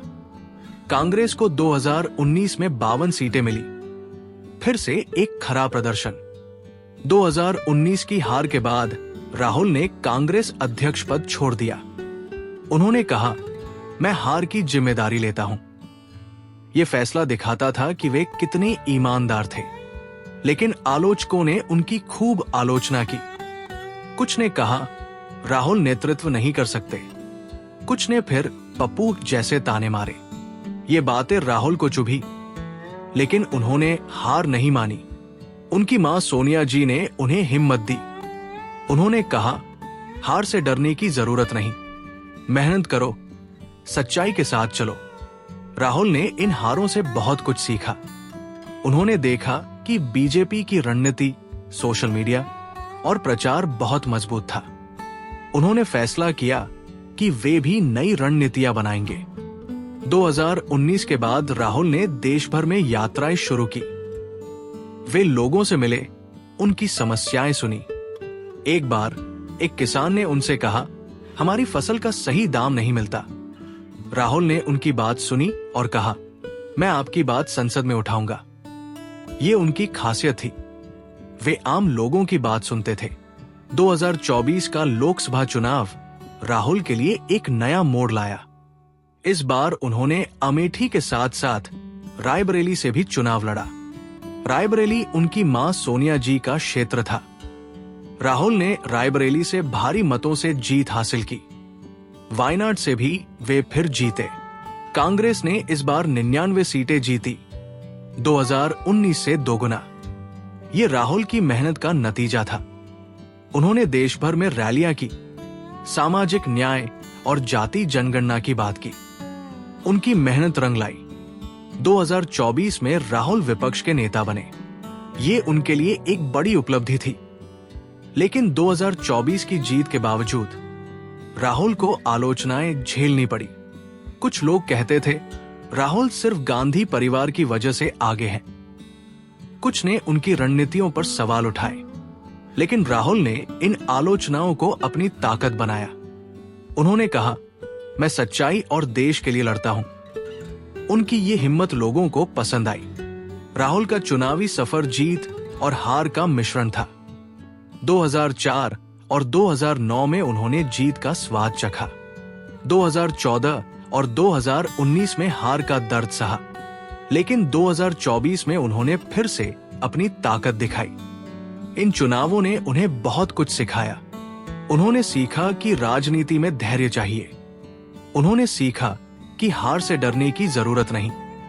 और सबसे बड़ी बात, उन्होंने सीखा कि लोगों का भरोसा जीतना सबसे जरूरी है। राहुल की हर जीत और हार ने उन्हें मजबूत बनाया। 2014 और 2019 की हार के बाद वे रुके नहीं। उन्होंने अपनी गलतियों से सीखा, नई रणनीतियां बनाई। 2024 की जीत ने दिखाया कि वे हार मानने वाले नहीं हैं। उनकी मां सोनिया जी, बहन प्रियंका और कांग्रेस के कार्यकर्ताओं ने उनका साथ दिया। राहुल ने हमेशा कहा, मैं अपने देश के लिए लड़ता रहूंगा। ये थी राहुल गांधी की चुनावी कहानी। एक नेता जिसने जीत का जश्न मनाया, हार का दर्द सहा और हर बार और मजबूत होकर उभरा। अगले अध्याय में हम देखेंगे कि कैसे राहुल ने भारत जोड़ो यात्रा शुरू की और कैसे इस यात्रा ने उनकी जिंदगी और कांग्रेस को नई दिशा दी। बने रहिए, क्योंकि राहुल गांधी की ये अनकही यात्रा अब और रोमांचक होने वाली है। अध्याय 7, भारत जोड़ो, एक अनोखी यात्रा। पिछले अध्याय में हमने देखा कि कैसे राहुल ने चुनावी जीत और हार का सामना किया। 2004 और 2009 में उन्होंने जीत का स्वाद चखा। 2014 और 2019 में हार का दर्द सहा, और 2024 में फिर से अपनी ताकत दिखाई। इन उतार चढ़ावों ने उन्हें मजबूत बनाया, लेकिन उनकी सबसे बड़ी परीक्षा अभी बाकी थी। 2022 में राहुल ने कुछ ऐसा किया जिसने पूरे देश को चौंका दिया। उन्होंने भारत जोड़ो यात्रा शुरू की, एक ऐसी यात्रा जिसने न सिर्फ कांग्रेस को नई जान दी, बल्कि राहुल को लोगों के और करीब लाया। ये कहानी है उस अनोखी यात्रा की, उनकी मेहनत की और उन चुनौतियों की जिनका सामना करते हुए उन्होंने देश को जोड़ने का सपना देखा। तो चलिए इस प्रेरणादायक सफर को शुरू करते हैं। 2019 के लोकसभा चुनाव में कांग्रेस की हार के बाद पार्टी मुश्किल दौर से गुजर रही थी। राहुल ने अध्यक्ष पद छोड़ दिया था और लोग कह रहे थे कि कांग्रेस अब खत्म हो चुकी है। आलोचक राहुल का मजाक उड़ा रहे थे। कुछ ने कहा राहुल में नेतृत्व की कमी है, कुछ ने उन्हें फिर से पप्पू कहकर ताने मारे। लेकिन राहुल रुके नहीं। उन्होंने फैसला किया कि वे जमीन पर उतरकर लोगों से जुड़ेंगे। 2022 में जब देश कोविड महामारी और आर्थिक मुश्किलों से जूझ रहा था, राहुल ने भारत जोड़ो यात्रा की घोषणा की। ये 4000 किलोमीटर की पैदल यात्रा थी जो कन्याकुमारी से शुरू होकर कश्मीर तक जानी थी। सोचिए, एक नेता जो सांसद है, जो दिल्ली के बड़े घर में रह सकता है, वो पैदल चलकर देश को जोड़ने निकल पड़ता है। ये कोई छोटी बात नहीं थी। राहुल ने कहा, ये यात्रा सत्ता के लिए नहीं, प्यार और एकता के लिए है। वे चाहते थे कि देश के लोग एक दूसरे के दुख दर्द को समझें। वे चाहते थे कि भारत में नफरत और बंटवारे की राजनीति खत्म हो। ये विचार उनके दिल से निकला था। उनकी मां सोनिया जी और बहन प्रियंका ने उनका पूरा साथ दिया। प्रियंका ने यात्रा की योजना बनाने में बड़ी भूमिका निभाई। 7 सितंबर 2022 को कन्याकुमारी से भारत जोड़ो यात्रा शुरू हुई। राहुल ने समुद्र तट पर एक सभा को संबोधित किया। उन्होंने कहा, हमारा देश प्यार का देश है, नफरत का नहीं। हम इसे जोड़ने आए हैं। ये बात लोगों के दिल को छू गई। यात्रा में राहुल हर दिन 20 से 25 किलोमीटर पैदल चलते थे। वे सुबह जल्दी उठते, साधारण कपड़े पहनते, ज्यादातर सफेद टी शर्ट और पैंट, और लोगों से मिलने निकल पड़ते। बारिश हो, धूप हो या ठंड, राहुल रुकते नहीं थे। यात्रा के दौरान राहुल ने हर तरह के लोगों से मुलाकात की। किसानों, मजदूरों, छात्रों, महिलाओं और छोटे व्यापारियों से। एक बार तमिलनाडु में एक किसान ने राहुल से कहा, हमारी फसल का सही दाम नहीं मिलता। राहुल ने उनकी बात सुनी और कहा, आपकी आवाज संसद तक पहुंचेगी। एक दूसरी बार केरल में एक स्कूल की लड़की ने उनसे पूछा, आप इतना क्यों चल रहे हैं? राहुल ने हंसकर जवाब दिया, क्योंकि मैं तुम्हारे लिए, तुम्हारे भविष्य के लिए चल रहा हूं। उनकी ये सादगी और ईमानदारी लोगों को पसंद आई। भारत जोड़ो यात्रा सिर्फ राहुल की यात्रा नहीं थी। इसमें हजारों लोग शामिल हुए, कांग्रेस कार्यकर्ता, आम लोग और यहां तक कि विपक्षी दलों के कुछ नेता भी। यात्रा 12 राज्यों से गुजरी। तमिलनाडु, केरल, कर्नाटक, आंध्र प्रदेश, तेलंगाना, महाराष्ट्र, मध्य प्रदेश, राजस्थान, उत्तर प्रदेश, हरियाणा, दिल्ली, पंजाब और जम्मू कश्मीर। हर जगह लोग राहुल को देखने आते थे। कुछ उनके साथ चलते थे, कुछ सिर्फ उनकी बात सुनने आते थे। यात्रा ने राहुल को एक नए रूप में पेश किया। पहले लोग उन्हें दिल्ली का नेता समझते थे जो संसद में भाषण देता है, लेकिन इस यात्रा में लोग राहुल को करीब से देख रहे थे। वे उनके साथ खाना खाते थे, उनके साथ गाना गाते थे। एक बार कर्नाटक में राहुल एक गांव में रुके। वहां के लोगों ने उनके लिए रोटी और सब्जी बनाई। राहुल ने उनके साथ जमीन पर बैठकर खाना खाया। ये छोटी छोटी बातें लोगों के दिल को छू रही थी। यात्रा का एक बड़ा असर ये हुआ कि इसने कांग्रेस को नई जान दी। 2019 की हार के बाद पार्टी टूट सी गई थी, लेकिन भारत जोड़ो यात्रा ने कार्यकर्ताओं में जोश भरा। वे राहुल के साथ कंधे से कंधा मिलाकर चल रहे थे। यात्रा ने कांग्रेस को फिर से लोगों से जोड़ा। इसका असर 2022 और 2023 के विधानसभा चुनावों में दिखा। हिमाचल प्रदेश में कांग्रेस ने 2022 में सरकार बनाई। कर्नाटक में 2023 में जीत हासिल की। ये जीत राहुल की मेहनत का नतीजा थी। लेकिन ये यात्रा आसान नहीं थी। राहुल के सामने कई चुनौतियां थी। पहली चुनौती थी शारीरिक। 4000 किलोमीटर पैदल चलना कोई छोटा काम नहीं है। राहुल को कई बार थकान हुई, पैरों में दर्द हुआ, लेकिन वे रुके नहीं। एक बार महाराष्ट्र में भारी बारिश के दौरान राहुल भीगते हुए चल रहे थे। लोग चिंता करने लगे, लेकिन राहुल ने हंसकर कहा, बारिश तो भारत का हिस्सा है। अगर भारत को जोड़ना है तो बारिश में भी चलना होगा। दूसरी चुनौती थी आलोचनाएं। कुछ लोग कहते थे ये यात्रा सिर्फ एक नाटक है। कुछ ने कहा राहुल बस लोगों का ध्यान खींचना चाहते हैं। बीजेपी ने उनकी यात्रा का मजाक उड़ाया, लेकिन राहुल ने इन बातों को नजरअंदाज किया।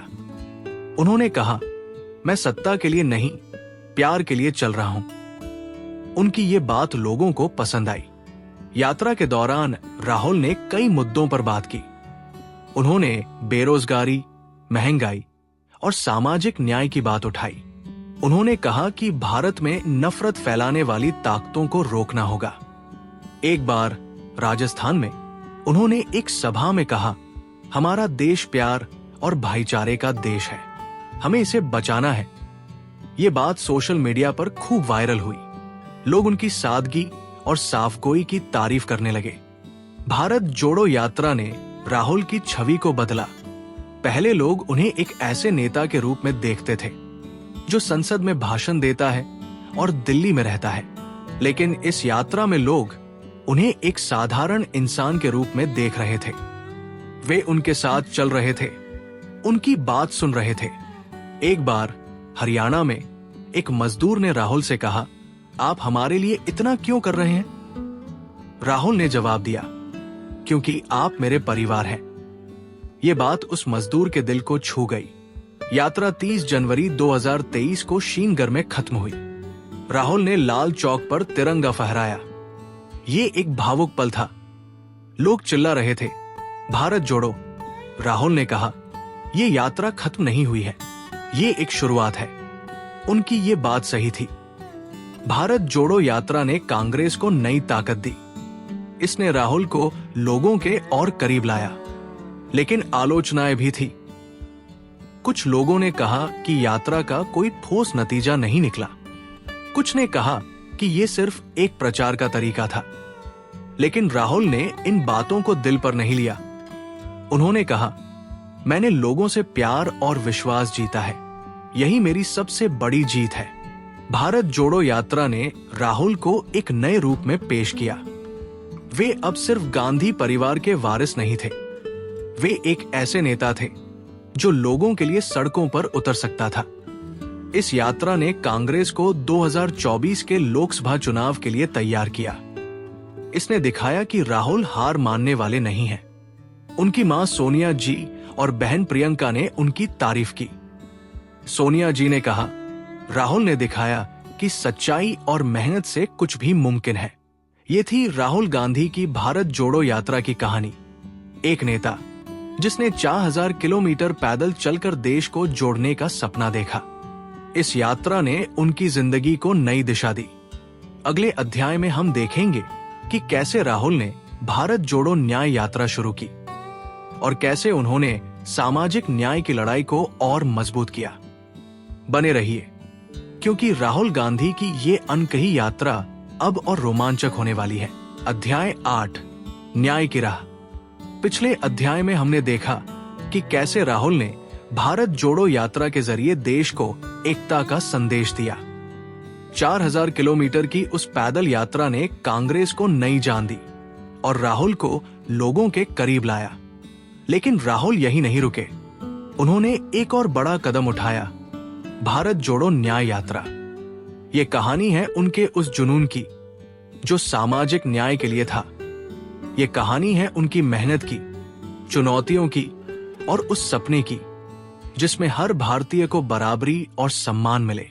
तो चलिए इस प्रेरणादायक सफर को शुरू करते हैं। 2022 की भारत जोड़ो यात्रा के बाद राहुल गांधी ने देखा कि देश में कई समस्याएं अभी भी बाकी हैं। बेरोजगारी, महंगाई और सामाजिक अन्याय लोगों को परेशान कर रहा था। राहुल ने महसूस किया कि सिर्फ एकता की बात करना काफी नहीं है। देश में बराबरी और न्याय की जरूरत है, खासकर उन लोगों के लिए जो समाज के किनारे पर हैं, दलित, आदिवासी, पिछड़े वर्ग और अल्पसंख्यक। इस सोच के साथ राहुल ने 2024 में भारत जोड़ो न्याय यात्रा शुरू की। ये यात्रा सिर्फ एक मार्च नहीं थी, बल्कि एक मिशन था हर भारतीय को न्याय दिलाने का। 14 जनवरी 2024 को ये यात्रा मणिपुर के थौबल से शुरू हुई। मणिपुर को चुनना अपने आप में एक बड़ा संदेश था। उस समय मणिपुर में जातीय हिंसा ने कई लोगों की जिंदगी तबाह कर दी थी। राहुल ने कहा, हम मणिपुर से शुरू कर रहे हैं क्योंकि यहाँ के लोग दुख और अन्याय से गुजर रहे हैं। ये बात उनके दिल से निकली थी। वे चाहते थे कि देश का ध्यान मणिपुर की समस्याओं पर जाए। यात्रा 6,700 किलोमीटर लंबी थी, जो 14 राज्यों और 85 जिलों से गुजरी। ये कन्याकुमारी से कश्मीर तक की भारत जोड़ो यात्रा से भी बड़ी थी। राहुल ने इस यात्रा में सामाजिक न्याय, आर्थिक बराबरी और संवैधानिक मूल्यों की बात की। उन्होंने एक नया नारा दिया, न्याय का हक मिलने तक। इसका मतलब था कि हर भारतीय को उसका हक मिलना चाहिए, चाहे वो नौकरी हो, शिक्षा हो या सम्मान। राहुल ने 5 मुख्य मुद्दों पर ध्यान दिया: सामाजिक न्याय, आर्थिक बराबरी, महिला सशक्तिकरण, किसानों का हक और युवाओं के लिए अवसर। इन मुद्दों ने लोगों का ध्यान खींचा। यात्रा के दौरान राहुल हर दिन लोगों से मिलते थे। वे बस में यात्रा करते थे, लेकिन हर जिले में रुककर लोगों से बात करते थे। एक बार असम में एक महिला ने राहुल से कहा, हमारे बच्चों को अच्छी शिक्षा नहीं मिलती। राहुल ने उनकी बात सुनी और कहा, मैं आपके लिए लड़ूंगा। हमारी सरकार आएगी तो शिक्षा पर सबसे ज्यादा ध्यान देंगे। उनकी ये सादगी और ईमानदारी लोगों को छू जाती थी। यात्रा में राहुल ने कई तरह के लोगों से मुलाकात की। मजदूरों, किसानों, छात्रों और छोटे व्यापारियों से। एक बार बिहार में एक दलित युवक ने राहुल से कहा, हमें नौकरी में आरक्षण तो मिलता है, लेकिन समाज में सम्मान नहीं मिलता। राहुल ने उसकी बात ध्यान से सुनी। उन्होंने कहा, न्याय सिर्फ कानून से नहीं, दिल से भी मिलना चाहिए। ये बात उस युवक के दिल को छू गई। राहुल ने यात्रा में बार बार जाती जनगणना की बात उठाई। वे कहते थे, हमें पता होना चाहिए कि देश में हर वर्ग की आबादी कितनी है, ताकि सबको उनका हक मिले। भारत जोड़ो न्याय यात्रा ने राहुल को फिर से लोगों के करीब लाया। लोग उन्हें एक ऐसे नेता के रूप में देखने लगे जो सिर्फ संसद में नहीं, बल्कि सड़कों पर भी उनके लिए लड़ता है। एक बार झारखंड में राहुल एक आदिवासी गांव में रुके। वहां के लोगों ने उनके लिए पारंपरिक नृत्य किया। राहुल उनके साथ बैठे, उनकी कहानियां सुनी। एक बुजुर्ग ने कहा, बेटा, तुम पहली बार आए हो जो हमारी बात सुन रहा है। राहुल ने जवाब दिया, मैं आपका बेटा हूं, आपकी बात मेरी जिम्मेदारी है। ये छोटी छोटी बातें लोगों के दिल में जगह बना रही थी। यात्रा का एक बड़ा असर ये हुआ कि इसने कांग्रेस को 2024 के लोकसभा चुनाव के लिए तैयार किया। भारत जोड़ो यात्रा ने पार्टी में जोश भरा था और न्याय यात्रा ने उस जोश को और बढ़ाया। राहुल ने यात्रा में कई बड़े वादे किए। उन्होंने कहा कि अगर कांग्रेस की सरकार बनी तो वे हर गरीब परिवार को सालाना 1 लाख रुपए देंगे। ये न्याय योजना का हिस्सा था। उन्होंने महिलाओं के लिए अलग से महालक्ष्मी योजना की बात की, जिसमें गरीब महिलाओं को हर महीने 8,500 रुपए देने का वादा था। ये वादे लोगों को पसंद आए, खासकर उन लोगों को जो समाज के निचले तबके में थे। लेकिन ये यात्रा आसान नहीं थी। राहुल के सामने कई चुनौतियां थी। सबसे बड़ी चुनौती थी यात्रा का आयोजन। 6,700 किलोमीटर की यात्रा को संभालना, हर जिले में सभाएं करना और लोगों से मिलना, ये कोई छोटा काम नहीं था। कांग्रेस कार्यकर्ताओं ने दिन रात मेहनत की। राहुल भी सुबह जल्दी उठते, बस में यात्रा करते और देर रात तक लोगों से मिलते। एक बार पश्चिम बंगाल में राहुल की बस रास्ते में खराब हो गई, लेकिन राहुल ने हार नहीं मानी। वे पैदल ही अगले गांव तक गए और वहां लोगों से मिले। उनकी ये हिम्मत लोगों को प्रेरित करती थी। दूसरी चुनौती थी आलोचनाएं। कुछ लोग कहते थे ये यात्रा सिर्फ एक राजनीतिक स्टंट है। बीजेपी ने राहुल का मजाक उड़ाया। उन्होंने कहा राहुल बस वोट बटोरना चाहते हैं। कुछ ने उनकी न्याय योजना को अव्यवहारिक कहा, लेकिन राहुल ने इन आलोचनाओं को नजरअंदाज किया। उन्होंने कहा मैं सत्ता के लिए नहीं, न्याय के लिए लड़ रहा हूं। उनकी ये बात लोगों को पसंद आई। यात्रा के दौरान राहुल ने कई मुद्दों पर खुलकर बात की। उन्होंने बेरोजगारी और महंगाई को देश की सबसे बड़ी समस्या बताया। उन्होंने कहा कि सरकार को बड़े उद्योगपतियों के लिए नहीं, बल्कि आम लोगों के लिए काम करना चाहिए। एक बार उत्तर प्रदेश में उन्होंने एक सभा में कहा न्याय का मतलब है कि हर भारतीय को उसका हक मिले, चाहे वो किसान हो, मजदूर हो या युवा। ये बात सोशल मीडिया पर खूब वायरल हुई। लोग उनकी साफगोई की तारीफ करने लगे। यात्रा का एक और खास पहलू था इसका असर युवाओं पर। राहुल ने कॉलेजों और विश्वविद्यालयों में जाकर छात्रों से बात की। एक बार दिल्ली में एक छात्र ने उनसे पूछा आप इतनी लंबी यात्रा क्यों कर रहे हैं? राहुल ने जवाब दिया क्योंकि मैं चाहता हूं कि तुम्हारा भविष्य बेहतर हो। उनकी ये बात युवाओं को प्रेरित करती थी।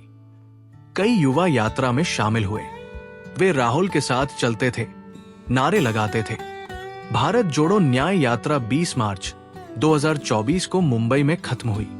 अंतिम सभा में राहुल ने कहा ये यात्रा सिर्फ एक शुरुआत है। हम न्याय की लड़ाई को तब तक लड़ेंगे जब तक हर भारतीय को उसका हक नहीं मिलता। ये सभा बहुत भावुक थी। लोग चिल्ला रहे थे न्याय का हक मिलने तक। यात्रा ने कांग्रेस को नई ताकत दी।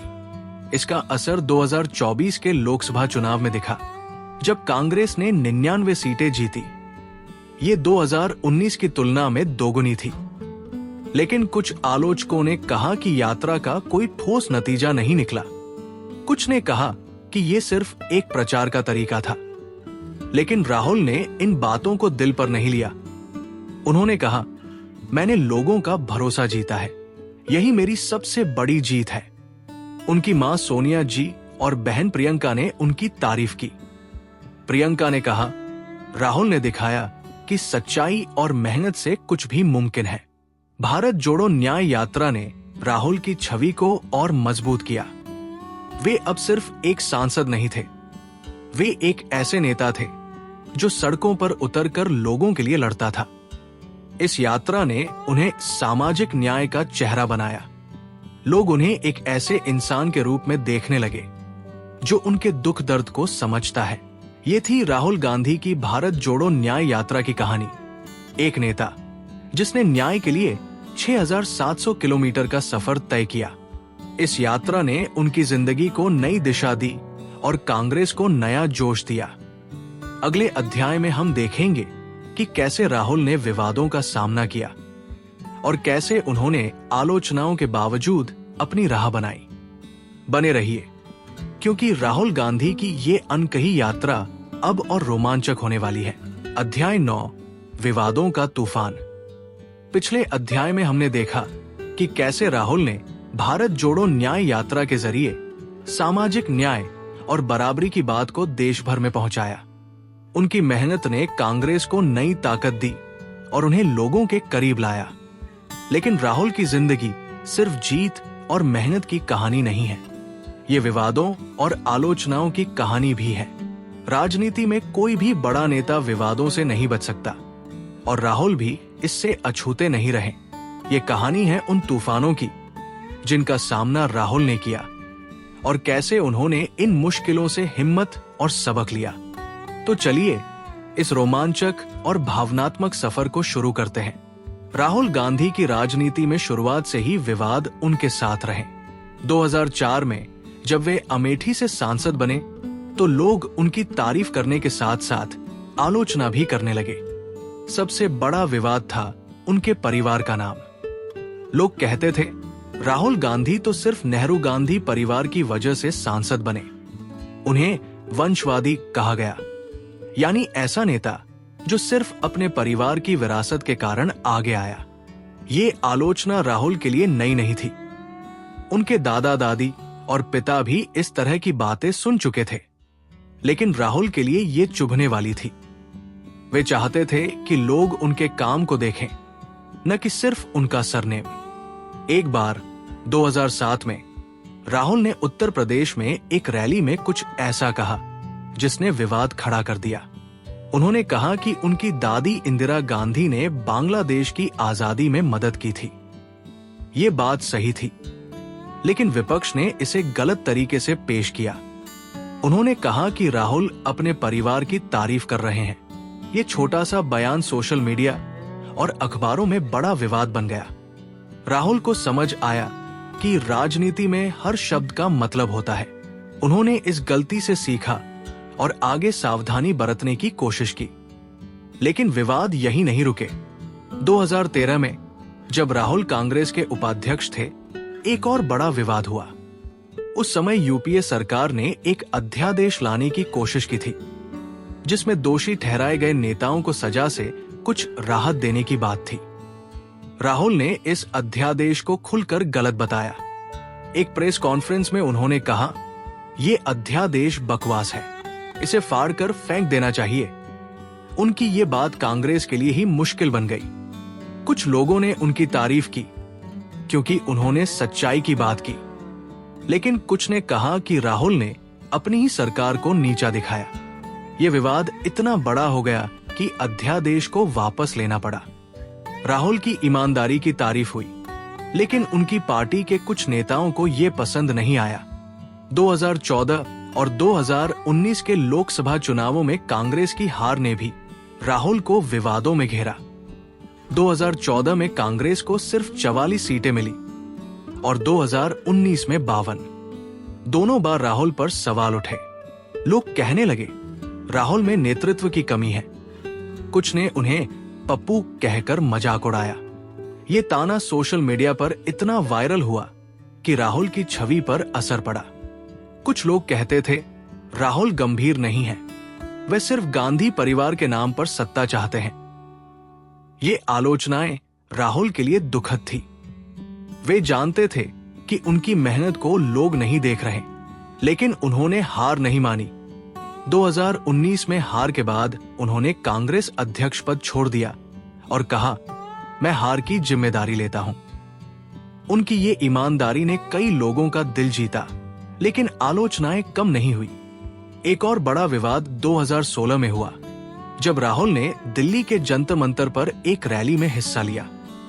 ये रैली रोहित वेमुला की आत्महत्या के बाद हुई थी। रोहित एक दलित छात्र थे, जिनकी मौत ने देश में सामाजिक न्याय का सवाल उठाया था। राहुल ने इस रैली में दलितों और पिछड़ों के हक की बात की, लेकिन विपक्ष ने इसे राजनीतिक नाटक कहा। उन्होंने कहा कि राहुल सिर्फ वोट के लिए दलितों की बात कर रहे हैं। राहुल ने इन आलोचनाओं का जवाब दिया। उन्होंने कहा, मैं सिर्फ वोट के लिए नहीं, बल्कि न्याय के लिए लड़ रहा हूं। उनकी ये बात कुछ लोगों को पसंद आई, लेकिन कुछ ने इसे प्रचार का हिस्सा कहा। 2023 में राहुल का एक और विवाद सुर्खियों में आया। लंदन में एक भाषण के दौरान उन्होंने कहा, भारत में लोकतंत्र को खतरा है। ये बयान भारत में बड़ा विवाद बन गया। विपक्ष ने कहा कि राहुल विदेश में भारत की छवि खराब कर रहे हैं। बीजेपी ने उनकी खूब आलोचना की। राहुल ने सफाई दी कि वे भारत को बदनाम नहीं कर रहे, बल्कि सच्चाई बता रहे हैं। लेकिन इस बयान का असर ये हुआ कि 2023 में राहुल की सांसदी रद्द कर दी गई। ये उनके लिए बड़ा झटका था। दरअसल एक मानहानि केस में उन्हें 2 साल की सजा हुई थी, जिसके बाद उनकी सांस दी गई। राहुल ने इस फैसले के खिलाफ कोर्ट में अपील की और बाद में उनकी सांसदी बहाल हुई, लेकिन इस विवाद ने उनकी छवि को नुकसान पहुंचाया। इन विवादों के बीच राहुल ने हमेशा हिम्मत दिखाई। वे जानते थे कि राजनीति में आलोचनाएं आती हैं। उनकी मां सोनिया जी ने उन्हें सिखाया था, लोग क्या कहते हैं इस पर ध्यान मत दो, अपने काम पर डटे रहो। राहुल ने यही किया। उन्होंने भारत जोड़ो यात्रा और भारत जोड़ो न्याय यात्रा के जरिए लोगों से जुड़ने की कोशिश की। इन यात्राओं में उन्होंने दिखाया कि वे सिर्फ संसद में भाषण देने वाले नेता नहीं हैं, वे सड़कों पर उतरकर लोगों के लिए लड़ सकते हैं। एक और विवाद था उनकी न्याय योजना को लेकर। 2019 में राहुल ने वादा किया था कि अगर कांग्रेस की सरकार बनी तो हर गरीब परिवार को हर महीने 6,000 रुपए मिलेंगे। 2024 में भारत जोड़ो न्याय यात्रा में उन्होंने इसे और बढ़ाया और कहा कि हर परिवार को सालाना 1 लाख रुपए मिलेंगे। कुछ लोगों ने इसकी तारीफ की, लेकिन कुछ ने कहा कि ये अव्यवहारिक है। विपक्ष ने कहा, राहुल बड़े बड़े वादे कर रहे हैं जो पूरे नहीं हो सकते। राहुल ने जवाब दिया, ये वादा नहीं बल्कि गरीबों के लिए एक जरूरत है। उनकी ये बात कुछ लोगों को पसंद आई, लेकिन आलोचकों ने इसे चुनावी जुमला कहा। राहुल की छवि को लेकर भी विवाद रहे। कुछ लोग कहते थे कि वे गंभीर नेता नहीं हैं। उनके कुछ बयानों को गलत तरीके से पेश किया गया। एक बार 2013 में उन्होंने एक रैली में कहा, गरीबी एक मानसिक स्थिति है। ये बयान बड़ा विवाद बन गया। विपक्ष ने कहा कि राहुल गरीबों की समस्याएं नहीं समझते। राहुल ने सफाई दी कि उनका मतलब था कि गरीबी सिर्फ पैसे की कमी नहीं बल्कि अवसरों की कमी भी है। लेकिन ये बात लोगों को समझाने में देर हो चुकी थी। सोशल मीडिया पर उनका मजाक उड़ा। इन सभी विवादों ने राहुल की छवि को प्रभावित किया। कुछ लोग उन्हें एक ईमानदार नेता मानते थे जो सच्चाई के लिए लड़ता है। कुछ लोग कहते थे कि वे अनुभवहीन हैं और राजनीति की गहराई नहीं समझते। लेकिन राहुल ने इन आलोचनाओं को अपनी ताकत बनाया। उन्होंने कहा, मैं गलतियां करता हूं, लेकिन मैं उनसे सीखता हूं। उनकी ये बात दिखाती थी कि वे हार मानने वाले नहीं हैं। राहुल ने इन विवादों से कई सबक लिए। उन्होंने सीखा कि राजनीति में हर शब्द को सावधानी से बोलना पड़ता है। उन्होंने सीखा कि सोशल मीडिया आज की राजनीति का बड़ा हिस्सा है। 2014 और 2019 में कांग्रेस की हार ने उन्हें दिखाया कि बीजेपी की प्रचार मशीन बहुत मजबूत है। राहुल ने इसके बाद अपनी रणनीति बदली। उन्होंने सोशल मीडिया पर अपनी मौजूदगी बढ़ाई। भारत जोड़ो यात्रा और न्याय यात्रा के दौरान उनके वीडियो और भाषण सोशल मीडिया पर वायरल हुए। लोग उनकी सादगी और मेहनत की तारीफ करने लगे। राहुल की बहन प्रियंका गांधी वाड्रा ने भी उनका साथ दिया। प्रियंका ने कहा, राहुल का दिल साफ है, वे देश के लिए लड़ते हैं। राहुल ने इन विवादों के बीच भी अपने काम पर ध्यान दिया। उन्होंने लोगों से मिलना नहीं छोड़ा, चाहे वो किसान हो, मजदूर हो या छात्र। राहुल उनकी बात सुनते थे। एक बार उत्तर प्रदेश में एक किसान ने उनसे कहा, हमारी फसल का दाम नहीं मिलता। राहुल ने उनकी बात संसद में उठाई। ये उनकी खासियत थी। वे आम लोगों की आवाज को बड़ा मंच देते थे। इन विवादों ने राहुल को और मजबूत बनाया। 2024 में जब वे विपक्ष के नेता बने तो लोगों ने देखा कि वे बदल चुके हैं। पहले लोग उन्हें अनुभवहीन कहते थे, लेकिन अब वे एक ऐसे नेता थे जो सड़कों पर उतरकर लड़ सकता था। भारत जोड़ो यात्रा और न्याय यात्रा ने उनकी छवि को नया रूप दिया। लोग उन्हें एक ऐसे इंसान के रूप में देखने लगे जो उनके दुख दर्द को समझता है। ये थी राहुल गांधी की विवादों की कहानी। एक नेता जिसने आलोचनाओं का तूफान झेला, लेकिन हर बार और मजबूत होकर उभरा। अगले अध्याय में हम देखेंगे कि कैसे राहुल ने अपनी उपलब्धियों से देश को प्रभावित किया और कैसे उन्होंने अपने आलोचकों को जवाब दिया। बने रहिए, क्योंकि राहुल गांधी की ये अनकही यात्रा अब और रोमांचक होने वाली है। अध्याय 10, आलोचनाओं का सामना। पिछले अध्याय में हमने देखा कि कैसे राहुल ने अपने राजनीतिक जीवन में कई विवादों का सामना किया। कुछ लोगों ने उन्हें वंशवादी कहा, कुछ ने उनके बयानों का मजाक उड़ाया और कुछ ने उनकी नेतृत्व क्षमता पर सवाल उठाए। लेकिन राहुल इन तूफानों से कभी डरे नहीं। उन्होंने आलोचनाओं को अपनी ताकत बनाया और आगे बढ़ते रहे। ये कहानी है उनकी उस हिम्मत की जिसने उन्हें आलोचनाओं के सामने डटकर खड़ा किया।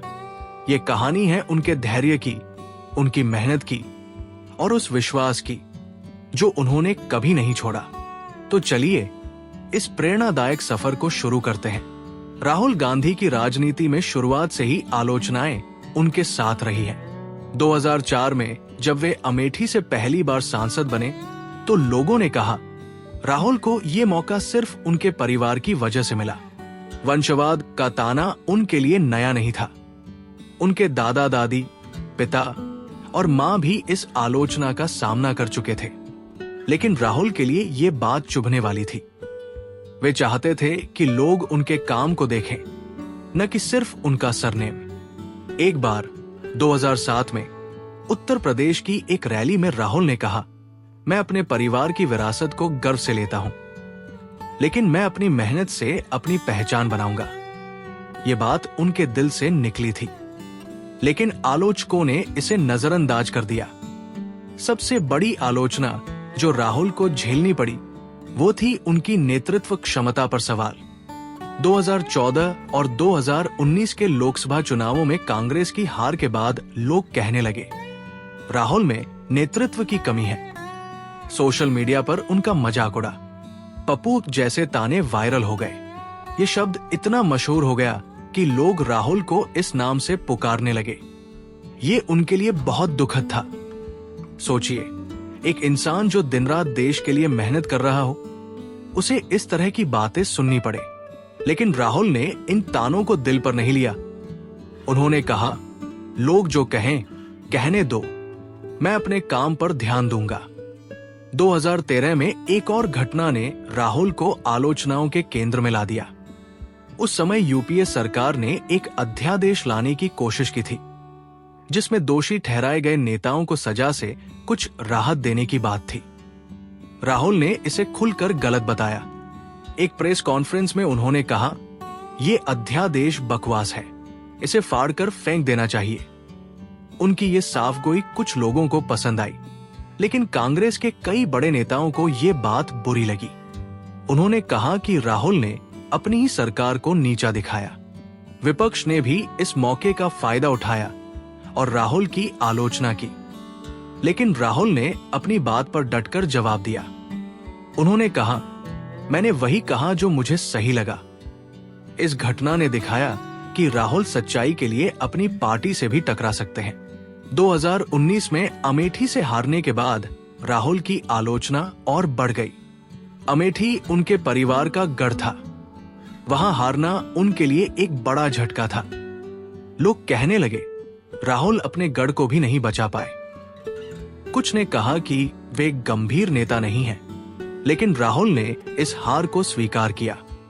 उन्होंने कांग्रेस अध्यक्ष पद छोड़ दिया और कहा, मैं हार की जिम्मेदारी लेता हूं। ये उनकी ईमानदारी थी। बहुत कम नेता हार की जिम्मेदारी लेते हैं। राहुल के इस कदम ने कई लोगों का दिल जीता, लेकिन आलोचनाएं कम नहीं हुई। 2023 में एक और बड़ा विवाद हुआ।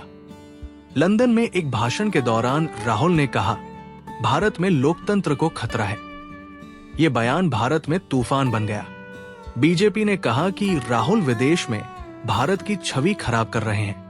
सोशल मीडिया पर उनकी खूब आलोचना हुई। कुछ लोगों ने कहा, राहुल देशद्रोही है। इस बयान का असर इतना बड़ा हुआ कि एक मानहानि केस में राहुल की सांसदी रद्द कर दी गई। ये उनके लिए बहुत मुश्किल समय था, लेकिन राहुल ने हार नहीं मानी। उन्होंने कोर्ट में अपील की और बाद में उनकी सांसदी बहाल हुई। इस पूरे वाकये में राहुल ने धैर्य दिखाया। उन्होंने कहा, मैं सच बोलता हूं, चाहे इसके लिए मुझे कोई भी कीमत चुकानी पड़े। राहुल की आलोचनाओं में एक और बात बार बार सामने आई, उनके बयानों को गलत समझा जाना। एक बार 2013 में उन्होंने कहा, गरीबी एक मानसिक स्थिति है। उनका मतलब था कि गरीबी सिर्फ पैसे की कमी नहीं, बल्कि अवसरों और आत्मविश्वास की कमी भी है। लेकिन विपक्ष ने इसे गलत तरीके से पेश किया। उन्होंने कहा कि राहुल गरीबों का मजाक उड़ा रहे हैं। सोशल मीडिया पर यह बयान वायरल हो गया और राहुल की छवि को नुकसान हुआ। राहुल ने सफाई दी, लेकिन तब तक नुकसान हो चुका था। इस घटना ने उन्हें सिखाया कि राजनीति में हर शब्द को सावधानी से बोलना पड़ता है। इन आलोचनाओं के बीच राहुल ने अपनी रणनीति बदली। उन्होंने देखा कि बीजेपी की सोशल मीडिया मशीन बहुत मजबूत है।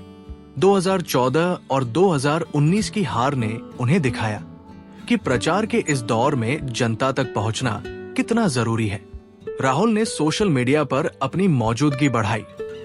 भारत जोड़ो यात्रा और भारत जोड़ो न्याय यात्रा के दौरान उनके वीडियो और भाषण खूब वायरल हुए। लोग उनकी सादगी और मेहनत की तारीफ करने लगे। एक बार भारत जोड़ो यात्रा के दौरान राहुल का एक वीडियो वायरल हुआ, जिसमें वे बारिश में भीगते हुए लोगों से मिल रहे थे। लोग कहने लगे, ये राहुल का असली चेहरा है। राहुल ने आलोचनाओं का जवाब अपने काम से दिया। 2022 की भारत जोड़ो यात्रा और 2024 की भारत जोड़ो न्याय यात्रा ने उनकी छवि को बदला। लोग उन्हें अब एक ऐसे नेता के रूप में देखने लगे जो सड़कों पर उतरकर लोगों के लिए लड़ता है। एक बार न्याय यात्रा के दौरान बिहार में एक मजदूर ने राहुल से कहा, आपके जैसे नेता हमारे लिए पहले नहीं आए। राहुल ने जवाब दिया, मैं आपका भाई हूं, आपका दुख मेरा दुख है। ये बात उस मजदूर के दिल को छू गई। राहुल की बहन प्रियंका गांधी वाड्रा ने भी उनका पूरा साथ दिया। प्रियंका ने कहा, राहुल का दिल साफ है, वे देश के लिए लड़ते हैं। उनकी मां सोनिया जी ने उन्हें हमेशा सिखाया कि सच्चाई और मेहनत से हर मुश्किल को पार किया जा सकता है। राहुल ने इस सलाह को अपने जीवन का हिस्सा बनाया। उन्होंने कभी भी आलोचनाओं को अपने रास्ते में नहीं आने दिया। राहुल ने आलोचनाओं से बहुत कुछ सीखा। उन्होंने सीखा कि राजनीति में धैर्य जरूरी है। उन्होंने सीखा कि सोशल मीडिया और प्रचार का जमाना है, लेकिन सबसे बड़ी बात, उन्होंने सीखा कि लोगों का भरोसा जीतना सबसे जरूरी है। 2024 में जब वे विपक्ष के नेता बने, तो लोगों ने देखा कि राहुल बदल चुके हैं। पहले लोग उन्हें अनुभवहीन कहते थे, लेकिन अब वे एक ऐसे नेता थे जो संसद में और सड़कों पर दोनों जगह लड़ सकता था। राहुल की आलोचनाओं का सामना करने की हिम्मत ने उन्हें और मजबूत बनाया। उन्होंने दिखाया कि आलोचनाएं आपको तोड़ सकती हैं, लेकिन अगर आप उनसे सीख लें तो वे आपको नई ताकत देती है। एक बार एक रैली में राहुल ने कहा, लोग मुझ पर हंसते हैं, लेकिन मैं हंसता हूं क्योंकि मैं जानता हूं कि मेरी लड़ाई सच्चाई के लिए है। ये बात उनके विश्वास को दिखाती थी। राहुल ने अपने आलोचकों को जवाब अपने काम से दिया। भारत जोड़ो यात्रा में उन्होंने 4000 किलोमीटर पैदल चला। न्याय यात्रा में उन्होंने 6700 किलोमीटर का सफर तय किया। ये यात्राएं सिर्फ प्रचार के लिए नहीं थी। ये राहुल के उस विश्वास की कहानी थी जिसमें वे हर भारतीय को एक साथ देखना चाहते थे। 2024 के लोकसभा चुनाव में कांग्रेस की 99 सीटों की जीत ने दिखाया कि राहुल की मेहनत रंग लाई। ये थी राहुल गांधी की आलोचनाओं की कहानी। एक नेता जिसने तानों, मजाक और सवालों का सामना किया, लेकिन हर बार और मजबूत होकर उभरा। अगले अध्याय में हम देखेंगे कि कैसे राहुल ने अपनी उपलब्धियों से देश को प्रभावित किया और कैसे उन्होंने अपने सपनों को सच करने की कोशिश की। बने रहिए, क्योंकि राहुल गांधी की ये अनकही यात्रा अब और रोमांचक होने वाली है। अध्याय 11, विपक्ष का नया चेहरा। पिछले अध्याय में हमने देखा कि कैसे राहुल ने आलोचनाओं का तूफान झेला और हर बार और मजबूत होकर उभरे। भारत जोड़ो यात्रा और भारत जोड़ो न्याय यात्रा ने उनकी छवि को बदला और कांग्रेस को नई ताकत दी। 2024 का लोकसभा चुनाव उनके लिए एक नया मोड़ लाया। जब वे विपक्ष के नेता बने। ये कहानी है राहुल की उस नई भूमिका की, जिसमें उन्होंने संसद में और बाहर लोगों की आवाज उठाई। ये कहानी है उनकी मेहनत की, उनकी हिम्मत की और उस बदलाव की जिसने उन्हें विपक्ष का नया चेहरा बनाया। तो चलिए इस प्रेरणादायक सफर को शुरू करते हैं। 2024 का लोकसभा चुनाव राहुल गांधी के लिए एक बड़ा अवसर था। कांग्रेस ने 99 सीटें जीती, जो 2019 की तुलना में दोगुनी थी। राहुल ने इस बार 2 सीटों से चुनाव लड़ा, वायनाड और रायबरेली। दोनों जगह से वे भारी मतों से जीते। रायबरेली उनकी मां सोनिया गांधी का क्षेत्र था और वहां की जीत ने दिखाया कि लोग अभी भी गांधी परिवार पर भरोसा करते हैं। लेकिन इस जीत का सबसे बड़ा नतीजा था राहुल का विपक्ष का नेता बनना। जून 2024 में जब 18वीं लोकसभा शुरू हुई, राहुल को आधिकारिक तौर पर नेता प्रतिपक्ष चुना गया। ये उनके लिए एक नई जिम्मेदारी थी। सोचिए, एक नेता जिसे लोग कभी अनुभवहीन कहते थे, अब संसद में विपक्ष की सबसे बड़ी आवाज बन गया। ये आसान नहीं था। राहुल ने इसके लिए सालों मेहनत की थी। भारत जोड़ो यात्रा और भारत जोड़ो न्याय यात्रा ने उन्हें लोगों के करीब लाया। इन यात्राओं में उन्होंने दिखाया कि वे सिर्फ संसद में भाषण देने वाले नेता नहीं हैं। वे सड़कों पर उतरकर लोगों के दुख दर्द को समझते हैं। इस छवि ने उन्हें विपक्ष के नेता के रूप में मजबूत बनाया। विपक्ष के नेता के रूप में राहुल का काम था सरकार की नीतियों पर सवाल उठाना और लोगों की समस्याओं को संसद में ले जाना। उन्होंने इस जिम्मेदारी को पूरी मेहनत से निभाया। 2024 में संसद के पहले सत्र में राहुल ने एक जोरदार भाषण दिया। उन्होंने बेरोजगारी, महंगाई और सामाजिक न्याय की बात उठाई। उन्होंने कहा, ये सरकार बड़े उद्योगपतियों के लिए काम करती है, लेकिन गरीबों, किसानों और मजदूरों की सुनती नहीं। उनकी ये बात संसद में गूंजी। विपक्षी सांसदों ने तालियां बजाई और लोग उनके भाषण को सोशल मीडिया पर शेयर करने लगे। राहुल ने संसद में कई अहम मुद्दों पर सरकार को घेरा। एक बार उन्होंने किसानों की समस्याओं पर चर्चा शुरू की। उन्होंने कहा, किसानों को उनकी फसल का सही दाम नहीं मिलता, सरकार को इस पर ध्यान देना चाहिए। उनकी ये बात किसानों के बीच खूब वायरल हुई। एक किसान ने सोशल मीडिया पर लिखा, राहुल भैया ने हमारी बात संसद में उठाई, हमें उन पर गर्व है। राहुल की ये खासियत थी, वे आम लोगों की आवाज को संसद तक ले जाते थे। लेकिन विपक्ष का नेता बनना आसान नहीं था। राहुल के सामने कई चुनौतियां थी। सबसे बड़ी चुनौती थी विपक्ष को एकजुट करना। 2024 में विपक्ष में कई दल थे, तृणमूल कांग्रेस, समाजवादी पार्टी, डीएमके और अन्य। हर दल की अपनी सोच थी, अपने मुद्दे थे। राहुल ने इन दलों को एक मंच पर लाने की कोशिश की। उन्होंने इंडिया गठबंधन को मजबूत किया, जो 2024 के चुनाव में बीजेपी के खिलाफ लड़ा था। राहुल ने इन दलों के नेताओं से मुलाकात की, उनकी बात सुनी और एक साझा रणनीति बनाई। ये काम आसान नहीं था, लेकिन राहुल ने धैर्य और समझदारी से इसे संभाला। राहुल की एक और चुनौती थी उनकी पुरानी छवि। लोग अभी भी उन्हें वंशवादी कहते थे। कुछ लोग कहते थे, राहुल को ये पद सिर्फ गांधी परिवार की वजह से मिला। लेकिन राहुल ने इन आलोचनाओं को अपने काम से जवाब दिया। उन्होंने संसद में और बाहर अपनी मेहनत से दिखाया कि वे इस पद के हकदार हैं। एक बार संसद में बजट चर्चा के दौरान राहुल ने सरकार की आर्थिक नीतियों पर सवाल उठाए। उन्होंने कहा, यह बजट सिर्फ अमीरों के लिए है, गरीबों के लिए इसमें कुछ नहीं। उनकी ये बात अखबारों और सोशल मीडिया पर छा गई। लोग कहने लगे, राहुल अब पहले जैसे नहीं हैं, वे अब एक मजबूत नेता है। राहुल ने विपक्ष के नेता के रूप में सामाजिक न्याय की बात को और जोर दिया। उन्होंने जाति जनगणना की मांग उठाई। एक सभा में उन्होंने कहा, हमें पता होना चाहिए कि देश में हर वर्ग की आबादी कितनी है, तभी हम सबको उनका हक दे सकते हैं। ये बात दलित, पिछड़े और आदिवासी समुदायों को पसंद आई। राहुल ने महिलाओं के लिए भी आवाज उठाई। उन्होंने महालक्ष्मी योजना की बात दोहराई, जिसमें गरीब महिलाओं को हर महीने 8,500 रुपए देने का वादा था। ये मुद्दा खासकर ग्रामीण इलाकों में बहुत चर्चा में रहा। राहुल की सादगी उनकी ताकत थी। संसद में वे साधारण कपड़ों में आते थे, ज्यादातर सफेद कुर्ता पायजामा।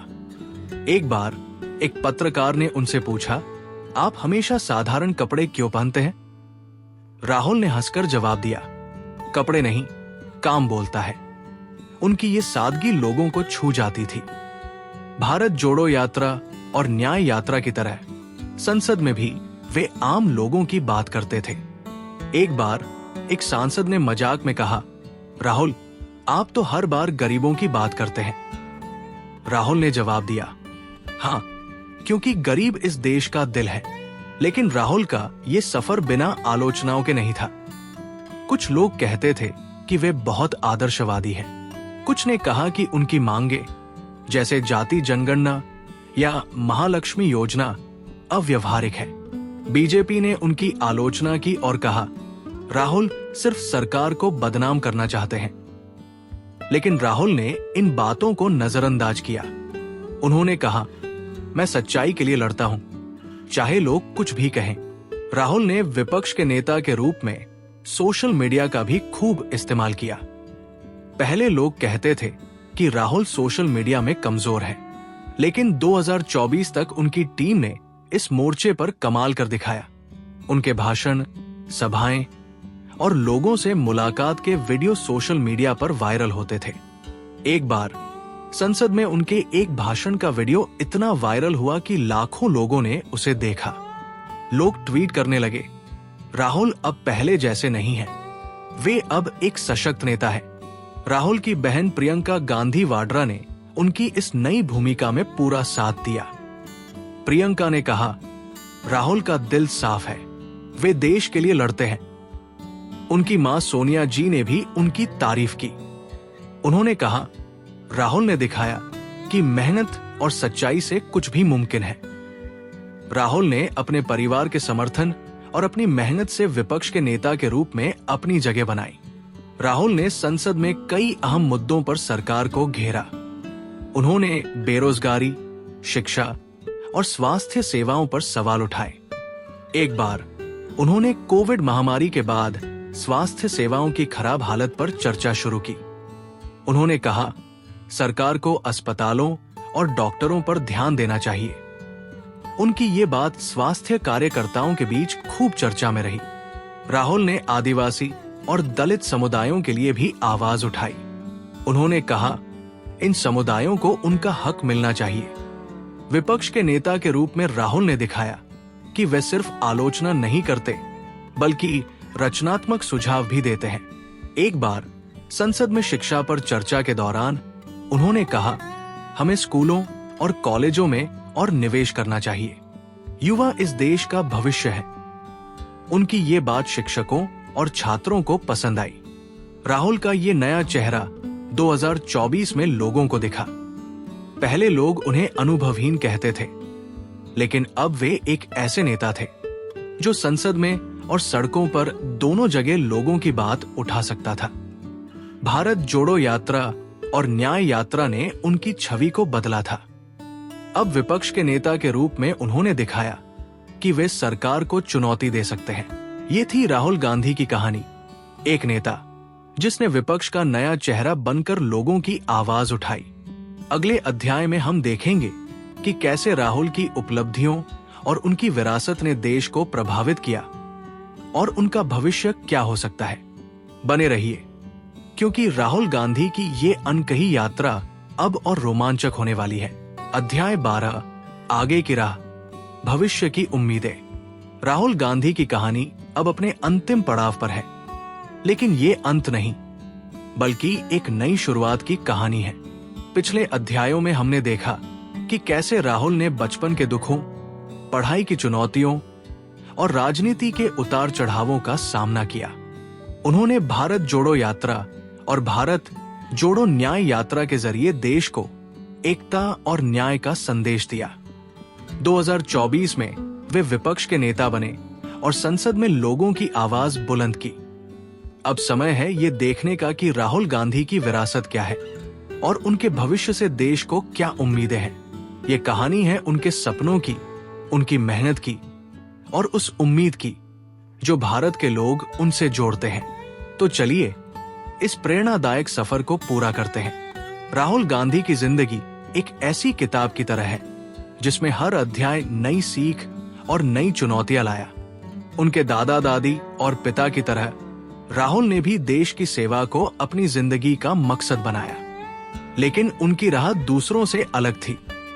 जहां इंदिरा गांधी और राजीव गांधी ने सत्ता के शिखर पर देश को नेतृत्व दिया, राहुल ने सड़कों पर उतरकर लोगों से जुड़ने का रास्ता चुना। भारत जोड़ो यात्रा और भारत जोड़ो न्याय यात्रा ने दिखाया कि वे सिर्फ सत्ता के लिए नहीं बल्कि लोगों के दिलों को जोड़ने के लिए लड़ते हैं। 2024 में विपक्ष के नेता बनने के बाद राहुल ने अपनी एक नई पहचान बनाई। लोग अब उन्हें एक ऐसे नेता के रूप में देखते हैं जो सादगी और ईमानदारी से काम करता है।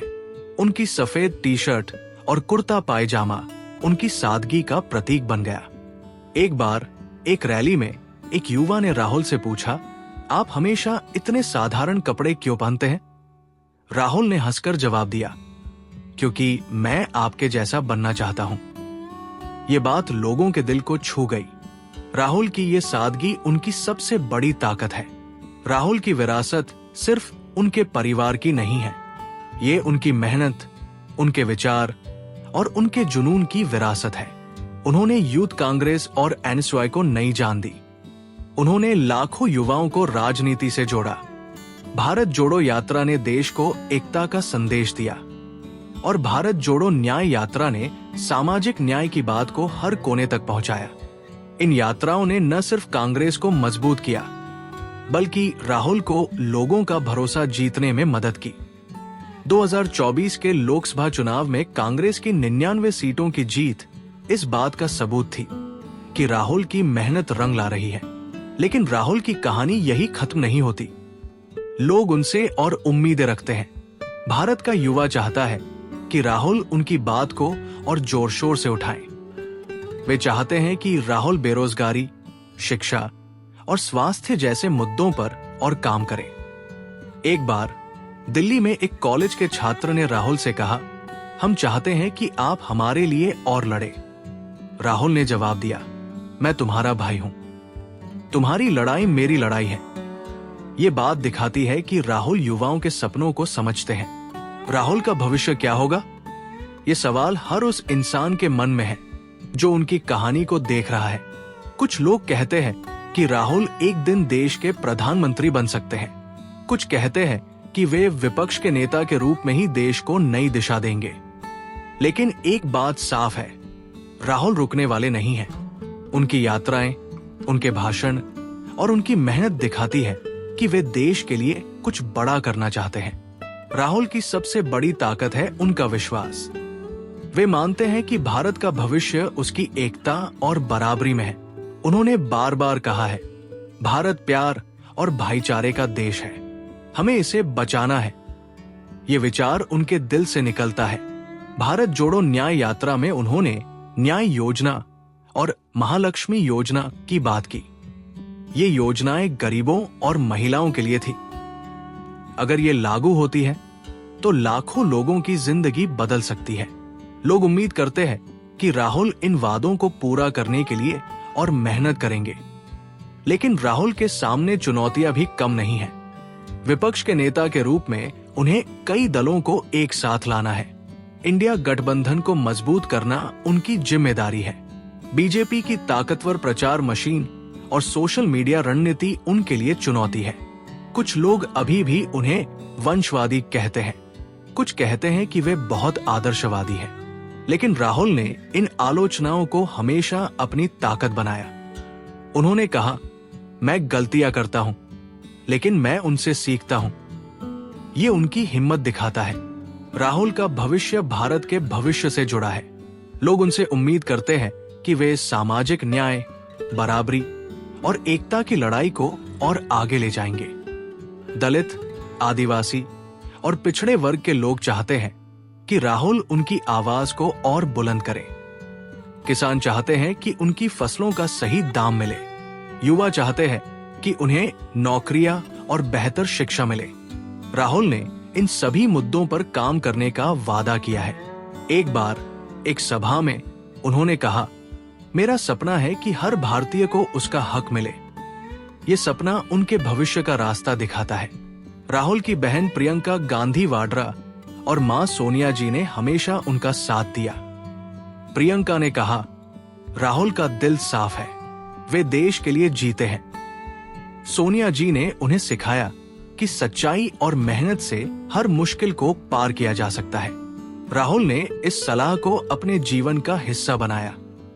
उन्होंने कभी भी हार नहीं मानी। 2014 और 2019 की हार के बाद भी वे डटकर लड़े। 2024 की जीत ने दिखाया कि उनकी मेहनत रंग ला रही है। लोग राहुल से क्या उम्मीद करते हैं? कुछ लोग चाहते हैं कि वे कांग्रेस को और मजबूत करें। कुछ चाहते हैं कि वे विपक्ष को एक नई दिशा दे। कुछ लोग कहते हैं कि राहुल को और सख्त होना चाहिए। एक बार एक रैली में एक बुजुर्ग ने राहुल से कहा, बेटा, तुम अच्छा कर रहे हो, लेकिन और जोर से लड़ो। राहुल ने हंसकर जवाब दिया, चाचा, मैं पूरी ताकत से लड़ रहा हूं। उनकी ये सादगी और हिम्मत लोगों को प्रेरित करती है। राहुल की विरासत उनके परिवार से शुरू हुई, लेकिन उन्होंने इसे अपनी मेहनत से और बड़ा किया। उन्होंने दिखाया कि नेतृत्व सत्ता का नहीं, बल्कि लोगों की सेवा का नाम है। भारत जोड़ो यात्रा में उन्होंने 4000 किलोमीटर पैदल चला। भारत जोड़ो न्याय यात्रा में 6700 किलोमीटर का सफर तय किया। ये यात्राएं सिर्फ प्रचार के लिए नहीं थी। ये राहुल के उस विश्वास की कहानी थी जिसमें वे हर भारतीय को एक साथ देखना चाहते हैं। राहुल का भविष्य भारत के भविष्य से जुड़ा है। लोग उनसे उम्मीद करते हैं कि वे देश को नई दिशा देंगे। उनकी सादगी, उनकी ईमानदारी और उनकी मेहनत उनकी सबसे बड़ी ताकत है। एक बार एक सभा में राहुल ने कहा, मैं आपके लिए, आपके बच्चों के लिए और आपके भविष्य के लिए लड़ता हूं। ये बात हर भारतीय के दिल को छू गई। राहुल की कहानी अभी खत्म नहीं हुई है। ये एक नई शुरुआत है। वे एक ऐसे नेता हैं जो हार से डरते नहीं। वे एक ऐसे इंसान हैं जो लोगों के दुख दर्द को समझते हैं। वे एक ऐसे सपने देखने वाले हैं जो भारत को एकजुट और मजबूत देखना चाहते हैं। लोग उनसे उम्मीद करते हैं कि वे इस सपने को सच करेंगे। ये थी राहुल गांधी की अनकही यात्रा। एक बच्चे से जो दुख और डर के साए में बड़ा हुआ, एक नेता तक जो देश के लिए लड़ता है। उनकी कहानी हमें सिखाती है कि मेहनत, सच्चाई और हिम्मत से कोई भी मुश्किल पार की जा सकती है। राहुल की आगे की राह आसान नहीं होगी, लेकिन उनकी हिम्मत और उनका विश्वास उन्हें आगे ले जाएगा। प्रिय श्रोताओं, ये कहानी खत्म नहीं हुई है। ये एक नई शुरुआत है। राहुल गांधी का भविष्य, भारत का भविष्य अभी लिखा जाना बाकी है। दोस्तों, राहुल गांधी की ये अनकही यात्रा हमें सिखाती है कि मेहनत, सच्चाई और हिम्मत से कोई भी सपना सच हो सकता है। द बेटर वर्ल्ड पर हम ऐसी ही प्रेरणादायक कहानियां आपके लिए लाते रहेंगे। अगर आपको ये ऑडियो बुक पसंद आई तो कृपया वीडियो को लाइक करें, चैनल को सब्सक्राइब करें और अपने दोस्तों रिश्तेदारों के साथ शेयर करें। बेल आइकन दबाइए ताकि आपको हमारी अगली कहानी की खबर तुरंत मिले। आपके समर्थन से हम और बेहतर कहानियां ला सकते हैं। तो फिर मिलते हैं अगली कहानी के साथ द बेटर वर्ल्ड पर। नमस्ते।